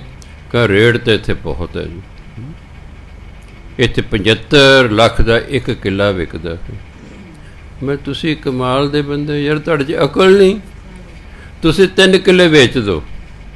ਉਹ ਦੇਖੋ 75 ਨੂੰ 3 ਨਾਲ ਗੁਣ 2.25 ਕਰੋੜ ਦੇ ਹੋਣਗੇ। ਧਿਆਨ ਦੇਣ, 3 ਕਿੱਲੇ ਵੇਚ 12 ਰੱਖ ਲਓ, 2.25 ਕਰੋੜ ਦੇ ਹੋਣਗੇ। 1 ਕਰੋੜ ਦਾ ਵਿਆਜ 6 ਲੱਖ ਹੈ, 2 ਕਰੋੜ ਦਾ ਵਿਆਜ 12 ਲੱਖ, ਅਤੇ ਮੈਂ ਤੁਹਾਨੂੰ 13 ਜਾਂ 13.5 ਲੱਖ ਵਿਆਜ ਮਿਲੇਗਾ। ਇੱਕ ਮਹੀਨੇ ਦਾ 1 ਲੱਖ ਤੋਂ ਵੱਧ ਤੁਹਾਡੀ ਆਮਦਨ ਹੋ ਜਾਏ ਬਿਨਾਂ ਕੋਈ ਕੰਮ ਕੀਤੇ। ਦਫਾ ਕਰੋ, ਟਰੈਕਟਰ ਵੇਚ ਦਿਓ, ਸਭ ਕੁਝ ਵੇਚ, ਡੰਗਰ ਵੇਚ ਕੇ ਕਾਰ ਇੱਕ ਵੱਡੀ ਸਾਰੀ ਲੈ ਲਓ, ਸੈਰ ਕਰੋ, 12 ਕਿੱਲੇ ਠੇਕੇ ਦੇ ਦਿਓ। ਲੋੜ ਹੀ ਨਹੀਂ ਕੰਮ ਕਰਨ, ਖੇਤੀਬਾੜੀ ਕਰਨ ਦੀ। ਜਿਹੜਾ ਆਪ ਖੇਤੀ ਜੱਟ ਕਰਦਾ ਉਹ ਕਰਜ਼ਾਈ ਹੀ ਕਰਜ਼ਾਈ ਹੈ। ਉਹ ਜੱਟ ਜਿਹੜਾ ਠੇਕੇ ਦੇ ਦਿੰਦਾ ਉਹਨੂੰ ਕੋਈ ਪੈਸਾ ਨਹੀਂ ਕਰਜ਼ਾ ਕਰਨਾ। ਉਹ ਠੇਕੇ ਦੇਣ ਵਾਲਾ ਵੀ ਮੂਰਖ ਹੈ। ਮੈਂ ਉਹਨੂੰ ਕਿਹਾ ਤੂੰ ਠੇਕੇ 'ਤੇ ਕਿਉਂ ਦਿੰਦਾ? ਤੂੰ ਇੱਕ ਕਿੱਲਾ ਜ਼ਮੀਨ ਠੇਕੇ 'ਤੇ ਦਿੰਦਾ ਹੈ, ਕਿਤੇ 50,000 ਹੈ, ਕਿਤੇ ਚਲ 60,000 ਵੀ ਲਾ ਲਓ। 60,000 ਧਿਆਨ ਦੇਣਾ ਜਰਾ। ਵਿਕਦੀ ਕਿੰਨੇ ਦੀ ਤੁਹਾਡੀ? 40 ਲੱਖ ਦਾ ਕਿੱਲਾ। ਮੈਂ 40 ਲੱਖ ਦਾ ਪਤਾ ਵਿਆਜ ਕਿੰਨਾ? 2,40,000। ਠੇਕਾ ਤੈਨੂੰ 60,000 ਮਿਲੇ ਸਾਲ ਦਾ, ਵਿਆਜ ਤੈਨੂੰ 2,40,000 ਮਿਲੇ। ਫਿਰ ਤੂੰ ਮੂਰਖ ਹੈ ਨਾ ਠੇਕੇ 'ਤੇ ਦਿੰਦਾ ਜ਼ਮੀਨ। ਅਤੇ ਨਾਲੇ ਵਾਲਾ ਕੱਲ੍ਹ ਨੂੰ ਦਬ ਲੇਗਾ, ਕੱਲ੍ਹ ਨੂੰ ਦਬ ਲੇਗਾ। ਫਿਰ ਕੀ ਕਰ ਲੇਗਾ ਤੂੰ? ਵੇਚ ਕੇ ਪਰਾਂ ਕਰ, ਦਫਾ ਕਰ। 40 ਲੱਖ ਦਾ ਕਿੱਲਾ ਵਿਕ ਰਿਹਾ ਹੈ, 6% ਅੱਜ ਕੱਲ੍ਹ ਵਿਆਜ ਹੈ। 6 ਚੱਕਾ 24, 2,40,000 1 ਸਾਲ ਦਾ ਵਿਆਜ। ਠੇਕਾ ਮਿਲ ਰਿਹਾ 1 ਕਿੱਲੇ ਦਾ 60,000। ਵੀ ਦੱਸ ਮੂਰਖ, ਫਿਰ ਤੇਰੀ ਕੀ ਅਕਲ ਹੋਈ ਹੋਈ ਹੈ? ਕੋਈ ਅਕਲ ਨਹੀਂ ਦਿੱਤੀ ਤੁਹਾਨੂੰ ਪਰਮਾਤਮਾ ਨੇ ਵੀ। ਐਵੇਂ ਮਿੱਟੀ ਨਾਲ ਮਿੱਟੀ ਹੋ ਜਾਏ, ਫਿਜ਼ੂਲ ਦਾ ਫਿਰ ਜਾਣ। ਕੋਈ ਮੇਰੇ ਕੋਲ ਉਹ ਮੇਰੀ ਜ਼ਮੀਨ ਦੱਬ ਲਈ ਜੀ, ਮੈਂ ਤਾਂ ਕੋਈ ਕਹਿੰਦਾ ਮੈਂ ਜੀ ਉਹ ਮੇਰਾ ਮਕਾਨ ਦੱਬ ਲਿਆ ਜੀ। ਮੈਂ ਤੁਹਾਨੂੰ ਕਿੰਨੇ ਕਿਹਾ ਸੀ ਕਿਰਾਏ ਲਈ ਮਕਾਨ ਪਾਓ? ਲੋੜ ਨਹੀਂ ਕਿਰਾਏ 'ਤੇ ਪਾਉਣ ਦੀ ਹੈਗੀ। ਦਫਾ ਹੁਣ ਜਿੱਥੇ ਆਪਣੇ ਬੰਦੇ ਨਾ ਪਾਉਣ, ਸਰਕਾਰ ਦੇ ਘਰ। ਤੁਸੀਂ ਐਵੇਂ ਆਪਣਾ ਪੀਸ ਆਫ ਮਾਈਂਡ ਖਰਾਬ ਕਰ ਲਓ ਕਿਰਾਏ 'ਤੇ ਦੇ ਕੇ। ਮੈਂ ਜ਼ਮੀਨ ਵੇਚ ਦਿਓ। ਉਹ ਜੇ ਮੈਂ ਕਿਹਾ 2 ਵਿਗੇ ਵੇਚ ਦਿਓ, 30 ਲੱਖ ਦੀ ਵਿਕੇਗੀ। ਮੈਂ 15 ਲੱਖ ਕਰਜ਼ਾ ਲਾ ਦਿਓ, 15 ਲੱਖ ਦੀ FD ਕਰਾ ਦਿਓ, 15 ਛੀਕੇ 90,000 ਰੁਪਇਆ ਤੁਹਾਨੂੰ ਸਾਲ ਦੀ ਵਿਆਜ ਮਿਲੇਗੀ। ਠੇਕਾ 12,000 ਇੱਕ ਵਿਗੇ ਦਾ। 1 ਵਿਗੇ ਦਾ ਠੇਕਾ 12,000 ਹੈ, ਵਿਆਜ 90,000 ਹੈ। ਮੈਂ ਯਾਰ ਤੁਹਾਨੂੰ ਕੋਈ ਖੋਪੜੀ ਖਾਪੜੀ ਕੋਈ ਨਹੀਂ। ਉਹਨੇ ਸਮਝ ਆ ਗਈ ਮੇਰੀ ਗੱਲ। ਕਹਿੰਦਾ ਜੀ ਐਂ ਹੀ ਅਸੀਂ ਕਰਾਂਗੇ। ਲਾ ਦੀ ਉਹਨੇ ਬੋਲੀ, ਲੈ ਲਓ 2 ਵਿਗੇ ਜ਼ਮੀਨ। ਮੈਂ ਉਹੀ ਧੱਕੇ ਜੇ ਖਾਈ ਵੱਧ, ਨਾਲੇ ਖੇਤੀ ਮਿੱਟੀ ਨਾਲ ਮਿੱਟੀ ਹੋ, ਨਾਲੇ ਕਰਜ਼ਾਈ ਹੋ। ਜ਼ਰੂਰੀ ਕਰਜ਼ਾਈ। ਹੁਣ ਜ਼ਮੀਨ ਕੋਲ ਹੈ, ਆਤਮ ਹੱਤਿਆ ਕਰਕੇ ਮਰ ਗਏ। ਹੈ ਡੰਗਰ, ਤੂੰ ਵਿਗਾ ਜ਼ਮੀਨ ਵਿੱਚ ਤੈਨੂੰ ਮਰਨ ਦੀ ਕੀ ਲੋੜ ਹੈ? ਜਹੰਨਮ ਜਾਣ ਜਵਾਕ। ਇਹਨਾਂ ਕਰਕੇ ਤੂੰ ਕਰਜ਼ਾ ਲੈ, ਆਪਣੀ ਵਿਗਾ ਜ਼ਮੀਨ ਵਿੱਚ ਕਰਜ਼ਾ ਲਾ ਲੈ, ਆਨੰਦ ਨਾ ਰਹਿ। ਤੂੰ ਕਿਉਂ ਮਰਦਾ ਮੀਨਾ ਪਿੱਛੇ? ਹਾਂਜੀ न मरे। आज फलाना किसान जी आत्महत्या कर गया, फलाना कर गया। जमीन कोल है भी, जमीन कोल है, फिर क्यों तुम कहते विगा अद्धा किला बेच दो, चल दफा हो, पर कर्जा ला के आराम ना रहो। चलो खैर, देखते कोई मनता कि नहीं मनता कि अजे भी ठेके ते दिंदे ने। ਫਿਰ ਮੇਰੇ ਕੋਲ ਆ ਜਾਣਗੇ ਜੀ, ਉਹ ਮੇਰੀ ਵੱਟ ਵੱਢ ਲਈ ਜੀ, ਫਿਰ ਮੈਂ ਕੀ ਕਰਾਂ, ਵੱਟ ਵੱਢ ਲਈ ਤੇ ਹੁਣ ਮੈਂ ਉੱਥੇ ਜਾ ਕੇ ਥਾਣੇਦਾਰ ਭੇਜਾਂਗਾ, ਉੱਥੇ ਦੀ ਵੱਟ ਸਿੱਧੀ ਕਰੋ ਜੀ। ਜੱਟਾਂ ਦਾ ਤਾਂ ਇਹੀ ਹਾਲ ਮੈਂ ਦੇਖਦਾ ਛੋਟੇ ਹੁੰਦਿਆਂ, 4 ਇੰਚ ਦੂਜੇ ਦੀ ਵੱਟ ਹੀ ਵੱਢ ਲੈਣੀ ਹੈ, ਵੀ ਪਤਾ ਨਹੀਂ ਕਿ ਇਹਨੇ 4 ਇੰਚ ਕਿੰਨੀ ਕੁ ਤੇਰੀ ਕਣਕ ਹੋ ਜਾਏਗੀ। ਆਹ ਤੇ ਸਾਡੀ ਸੋਚ ਹੈ ਕਿ ਅਸੀਂ ਸਵ ਤਰੱਕੀ ਕਰਨੀ ਹੈ। ਇਹ ਨਹੀਂ ਜੱਟ ਨਹੀਂ ਤਰੱਕੀ ਕਰ ਸਕਦੇ, ਉਹੀ ਜੱਟ ਤਰੱਕੀ ਕਰੇਗਾ ਜਿਹਦੀ ਬਾਣੀਆਂ ਵਾਲੀ ਸੋਚ ਹੋ ਜਾਏਗੀ। ਕਈ ਜੱਟਾਂ ਦੀ ਬਾਣੀਆਂ ਵਾਲੀ ਸੋਚ ਹੈ, ਉਹ ਆੜਤੀ ਬਣ ਗਏ ਨੇ, ਵੀ ਆਪਾਂ ਇਹਨਾਂ ਨੂੰ ਕਿਉਂ ਦੇ, ਆਪ ਹੀ ਕਿਉਂ ਨਾ ਆੜਤ ਕਰ ਲਓ। ਬਹੁਤ ਸਾਰੇ ਜੱਟ ਆੜਤੀ ਬਣ ਗਏ। ਹਾਂ ਇਹਦੇ 'ਚ ਹੈ ਕੋਈ ਬਾਣੀਆਂ ਵਾਲੀ ਸੋਚ, ਇਹ ਤਰੱਕੀ ਕਰ ਸਕਦਾ ਹੈ। ਅਤੇ ਜੱਟਾਂ ਵਾਲੀ ਸੋਚ ਨਾਲ ਤਰੱਕੀ ਹੋ ਹੀ ਨਹੀਂ ਸਕਦੀ, ਜਿੰਨਾ ਮਰਜ਼ੀ ਢਿੱਲ ਲਾ ਲਓ ਤੁਸੀਂ, ਕਰਜ਼ਾਈ ਦੇ ਕਰਜ਼ਾਈ ਹੀ ਰਹੋਗੇ। ਇਸੇ ਤਰ੍ਹਾਂ ਸਿੱਖ ਨੇ ਸੋਚ ਗੁਰੂ ਅਨੁਸਾਰ ਕਰਨੀ ਹੈ, ਨਹੀਂ ਧੱਕੇ ਖਾਈ ਹੋਈ ਜਾਣੇ ਨੇ। ਗੁਰੂ ਅਨੁਸਾਰ ਸੋਚ ਕਰੂਗਾ, ਧੱਕੇ ਖਾਣ ਨੂੰ ਹਟ ਜਾਏਗਾ। ਸੋ ਗੁਰੂ ਮਹਾਰਾਜ ਕਹਿੰਦੇ ਨੇ, ਮਨਮੁਖ ਅੰਧ ਨ ਚੇਤੀ ਕਿਉਂ ਦਰਸ਼ਨ ਪਾਏ। ਇਹ ਮਨਮੁਖ ਅਗਿਆਨੀ ਹੈ, ਇਹ ਰੱਬ ਨੂੰ ਯਾਦ ਨਹੀਂ ਕਰਦਾ, ਇਹਨੂੰ ਕਿਵੇਂ ਦਰਸ਼ਨ ਹੋਣਗੇ। ਤਾਂ ਜਗ ਆਇਆ ਜਾਣੀਏ ਸਾਚਾ ਲਿਵ ਲਾਏ। ਇਹ ਸੰਸਾਰ 'ਚ ਆਉਣ ਦਾ ਤਾਂ ਹੀ ਫਾਇਦਾ ਜੇ ਪਰਮਾਤਮਾ ਨੂੰ ਲਿਵ ਲਵੇਗਾ, ਨਹੀਂ ਤਾਂ ਜੈਸਾ ਇਸ ਸੰਸਾਰ 'ਚ ਆਇਆ ਜੈਸਾ ਨਾ ਹੋਇਆ। ਗੁਰ ਭੇਟੇ ਪਾਰਸ ਪਏ ਜੋਤੀ ਜੋਤ ਮਿਲਾਏ। ਜਿਹੜਾ ਗੁਰੂ ਨੂੰ ਮਿਲ ਪੈਂਦਾ ਨਾ, ਉਹਦੇ ਪਾਰਸ ਹੋ ਜਾਂਦਾ। ਪਾਰਸ ਦੀ ਖੂਬੀ ਹੈ ਕਿ ਬਾਕੀ ਸਾਰੀਆਂ ਧਾਤਾਂ ਨੂੰ ਸੋਨਾ ਕਰ ਦਿੰਦਾ, ਪਰ ਉਹਨਾਂ ਨੂੰ ਪਾਰਸ ਨਹੀਂ ਬਣਾ ਸਕਦਾ। ਪਾਰਸ ਸਾਰੀਆਂ ਧਾਤਾਂ ਨੂੰ ਸੋਨਾ ਬਣਾਉਂਦਾ, ਪਰ ਕਿਸੇ ਧਾਤ ਨੂੰ ਪਾਰਸ ਨਹੀਂ ਬਣਾ ਸਕਦਾ। ਗੁਰੂ ਇੱਕ ਸਿੱਖ ਨੂੰ ਪਾਰਸ ਬਣਾ ਦਿੰਦਾ ਹੈ, ਆਪਣੇ ਵਰਗਾ ਬਣਾ ਦਿੰਦਾ ਹੈ। ਇਸ ਲਈ ਗੁਰ ਭੇਟੇ ਪਾਰਸ ਪੈ, ਜਿਹੜਾ ਗੁਰੂ ਨੂੰ ਮਿਲ ਪੈਂਦਾ ਪਾਰਸ ਹੋ ਜਾਂਦਾ ਹੈ। ਜੋਤੀ ਜੋਤ ਸਮਾਏ, ਉਹਦੀ ਜੋਤ ਪਰਮਾਤਮਾ ਦੀ ਜੋਤ ਵਿੱਚ ਲੀਨ ਹੋ ਜਾਂਦੀ ਹੈ। ਅਹਨਿਸਰ ਹੈ ਨਿਰਾਲਮੋਂ, ਨਿਰਾਲਮ ਹੁੰਦਾ ਨਿਰਲੇਪ। ਉਹ ਦਿਨ ਰਾਤ ਫਿਰ ਮੋਹ ਮਾਇਆ ਤੋਂ ਨਿਰਲੇਪ ਰਹਿੰਦਾ ਹੈ। ਕਾਰ ਧੁਰ ਕੀ ਕਰਨੀ, ਧੁਰੋਂ ਹੀ ਜਿਹੜੀ ਉਹਦੇ ਜ਼ਿੰਮੇ ਲਾਈ ਗਈ ਹੈ ਉਹ ਕਰਮ ਕਰਦਾ ਹੈ। ਨਾਨਕ ਨਾਮ ਸੰਤੋਖੀਆ ਰਾਤੇ ਹਰ ਸ਼ਰਨੀ। ਜਿਹੜੇ ਹਰੀ ਦੀ ਚਰਨਾਂ ਦੇ ਨਾਲ, ਰਾਤੇ ਹਰ ਚਰਨੀ, ਜਿਹੜੇ ਪਰਮਾਤਮਾ ਦੇ ਚਰਨਾਂ ਨਾਲ ਜਿਹਨਾਂ ਦਾ ਪਿਆਰ ਪੈ ਗਿਆ ਨਾ, ਨਾਮ ਰਾਹੀਂ ਉਹਨਾਂ ਦੇ ਅੰਦਰ ਸਬਰ ਸੰਤੋਖ ਪੈਦਾ ਹੋ ਜਾਂਦਾ ਹੈ।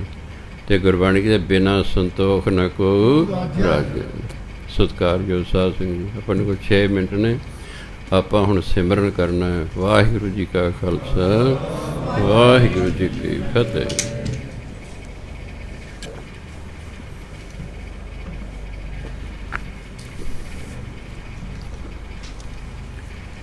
ਆਪਾਂ ਇਸ ਵਾਰ 8ਵੇਂ ਪਾਤਸ਼ਾਹ ਸ਼੍ਰੀ ਗੁਰੂ ਹਰਿਕ੍ਰਿਸ਼ਨ ਜੀ ਮਹਾਰਾਜ ਦਾ ਪ੍ਰਕਾਸ਼ਤ ਮਨਾ ਰਹੇ ਹਾਂ। ਇਸ ਸੰਬੰਧ ਦੇ ਵਿੱਚ ਕੱਲ੍ਹ ਨੂੰ ਜਿਹਨੇ ਅਖੰਡ ਪਾਠ ਸਾਹਿਬ ਸ਼ੁਰੂ ਹੋਣੇ ਹਨ। ਇਸ ਲਈ ਸ਼ੁੱਕਰ ਅਤੇ ਸ਼ਨੀ ਨੂੰ ਕਥਾ ਵਾਰਤਾ ਨਹੀਂ ਹੋਵੇਗੀ, ਐਤਵਾਰ ਨੂੰ ਹੋਏਗੀ। ਫਿਰ ਆਓ ਹੁਣ ਸਾਰੇ ਸਿਮਰਨ ਕਰੀਏ। ਪੋਥੀਆਂ ਬੰਦ ਕਰ ਦਿਓ ਜਿਹੜੀਆਂ ਖੁੱਲ੍ਹੀਆਂ ਨੇ।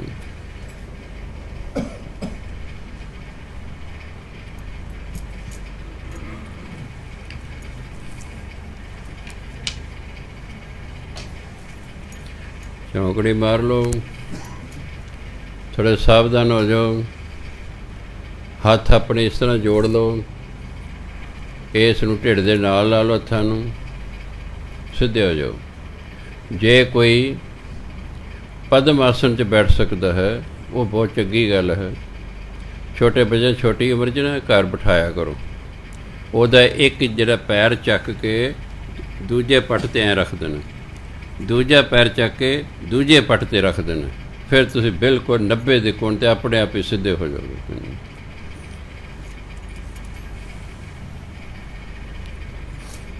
ਵੱਡੀ ਉਮਰ ਆ, ਮੇਰੀ ਬੇਨਤੀ ਹੈ ਉਹ ਆਪਣੇ ਲੱਤ ਬਾਹਾਂ ਚੜਾ ਲੈਣ, ਉਹਨਾਂ ਜ਼ੋਰ ਲਾਉਣ, ਕਿਉਂਕਿ ਵੱਡੀ ਉਮਰ 'ਚ ਹੱਡੀਆਂ ਜਿਹੜੀਆਂ ਉਹ ਕੜਕ ਕੜਕ ਕਰਦੀਆਂ ਹਨ। ਕਿਤੇ ਕਹੋ ਜੈਮਲ ਸਿੰਘ ਸਾਡਾ ਪੱਠਾ ਬਿਠਾਤਾ ਹੈ, ਨਹੀਂ ਮੈਂ ਪੱਠਾ ਨਹੀਂ ਬਿਠਾਉਣਾ ਤੁਹਾਡਾ, ਮੈਂ ਤਾਂ ਤੁਹਾਡਾ ਬੈਠਾ ਹੋਇਆ ਪੱਠਾ ਉੱਪਰ ਨੂੰ ਲਿਆਉਣਾ। ਹਾਂਜੀ, ਹੁਣ ਜਿਹੜਾ ਹੈ ਜਦ ਵਾਹ ਕਹਿਣਾ, ਧੁਨੀ ਵੱਲ ਖਿਆਲ ਰੱਖਣਾ, ਆਪਣਾ ਦੇਖਣਾ, ਸਿਰ ਸਿੱਧਾ ਹੀ ਰੱਖਣਾ, ਇਹ ਨਹੀਂ ਕਿ ਸਿਰ ਨੂੰ ਝੁਕਾਉਣਾ ਹੈ। ਜੇ ਤੁਸੀਂ ਸਿਰ ਝੁਕਾ ਲਓਗੇ ਉਹ ਵਾਹ ਵਾਹ ਤੁਹਾਨੂੰ ਦਿਸਣਾ ਤਾਂ ਹੈ ਨਹੀਂ, ਵਾਹ ਵਾਹ ਨਹੀਂ ਦਿਸੇਗਾ। ਭਾਵੇਂ ਸਿਰ ਨੀਵਾਂ ਕਰ ਲਓ ਤੇ ਚਾਹੇ ਉੱਚਾ ਕਰ ਲਓ, ਵਾਹ ਵਾਹ ਜਿਹੜਾ ਹੈ ਦੇਖੋ। ਹੁਣ ਤੁਸੀਂ ਵਾਹਵੇ ਦਾ ਖਿਆਲ ਲਿਓ, ਤੁਹਾਨੂੰ ਉਹ ਇਸ ਐਂ ਲੱਗ ਜਾਓ ਦਿਸਣ, ਇਹ ਆ ਵਾਹ ਹੈ ਨਾ। ਹੇ ਦਾ ਖਿਆਲ ਲਓ, ਤੁਹਾਨੂੰ ਇਹ ਹਾ ਸਿਹਾਰੀ ਲੱਗ ਜਾਏਗੀ, ਅੰਦਰ ਪਤਾ ਲਵੇ ਵਾਹ ਹੇ। ਗੂ ਦਾ ਗੱਗੇ ਨੂੰ ਔਂਕੜ ਉਹ ਐਂ ਲੱਗ ਜਾਵੇ ਆ ਗੂ, ਅਤੇ ਆ ਰਾਰੇ ਨੂੰ ਦਲੈਂਕੜ ਗੁਰੂ। ਅਸੀਂ ਜੋ 6ਵੀਂ ਦੇ 'ਚ ਇੰਗਲਿਸ਼ ਸਿਖਾਉਂਦੇ ਹਾਂ ਬੱਚਿਆਂ ਨੂੰ, ਪਹਿਲਾਂ ਸਰਕਾਰੀ 6ਵੀਂ 'ਚ ਹੁੰਦੇ ਸੀ, ਬਲੈਕ ਬੋਰਡ ਦੇ ਕਿ ਇਹ ਇਸ ਤਰ੍ਹਾਂ ਖਿੱਚਣੀ ਲੱਤ ਚਾਕ ਨਾਲ, ਇੱਕ ਇਸ ਤਰ੍ਹਾਂ ਖਿੱਚ ਦੇਣੀ। ਦੇਖੋ ਵਿਚਾਲੇ ਐਂ ਮਿਲਾ ਦੇ ਦੋਨੋਂ। ਬੱਚਿਓ ਧਿਆਨ ਨਾਲ ਇਸ ਨੂੰ ਵੇਖੋ। ਵੇਖ ਲਿਆ, ਹੁਣ ਅੱਖਾਂ ਬੰਦ ਕਰੋ। ਕੀ ਮਹਿਸੂਸ ਹੁੰਦਾ ਜੇ ਸਰ ਜੀ ਕਿ ਇਸ ਤਰ੍ਹਾਂ ਟੇਢੀ ਲਾਈਨ ਹੈ, ਇੱਕ ਇਸ ਤਰ੍ਹਾਂ ਟੇਢੀ ਲਾਈਨ ਹੈ, ਇਹ ਵਿਚਾਲੇ ਬੰਦ ਹੈਗੀ, ਮੈਂ ਤੁਹਾਨੂੰ ਇਹ ਲਿਖਣੀ ਆ ਗਈ। ਅੱਖਾਂ ਖੋਲ੍ਹ ਲਓ, ਖੋਲ੍ਹ ਦਿਸੂਗੀ। ਇੱਕ ਦਿਨ ਐਂ ਰੱਬ ਦਿਸੂ। ਜੇ ਬੱਚੇ ਨੂੰ ਇਹ ਦਿਸ ਸਕਦੀ ਕਿ ਹਾਂ ਇਹ ਕਿਸ ਤਰ੍ਹਾਂ ਲੱਤ ਹੈ, ਇੱਕ ਇਸ ਤਰ੍ਹਾਂ ਲੱਤ ਹੈ, ਵਿਚਾਲੇ ਐਂ ਹੈ, ਉਹੀ ਬੱਚਾ ਮੂੰਹ ਜ਼ਬਾਨੀ ਇਹ ਲਿਖ ਸਕਦਾ ਜਿਹਦੇ ਦਿਮਾਗ 'ਚ ਇਹ ਆ ਜਾਏਗਾ। ਵਾਹ ਵਾਹਵੇ ਨੂੰ ਕੰਨਾ ਆਉਣਾ ਚਾਹੀਦਾ ਇੱਥੇ, ਵਾਹ ਇਹ ਹਾਹੇ ਨੂੰ ਸਿਹਾਰੀ ਹੈ ਇੱਥੇ ਹੇ, ਇਹ ਗੱਗੇ ਨੂੰ ਔਂਕੜ ਗੋ, ਇਹ ਦਲੈਂਕੜ ਰਾ ਰਹੇ ਨੇ, ਦਲੈਂਕੜ ਐਂ ਜਾ ਰਹੇ ਨੇ। ਵੇਖਣਾ ਹੈ ਅਤੇ ਬੋਲਣਾ ਹੈ। ਵਾਹਿਗੁਰੂ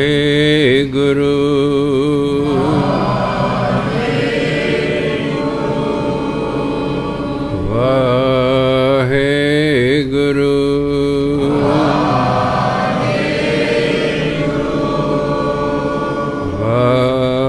ਵਾਹਿਗੁਰੂ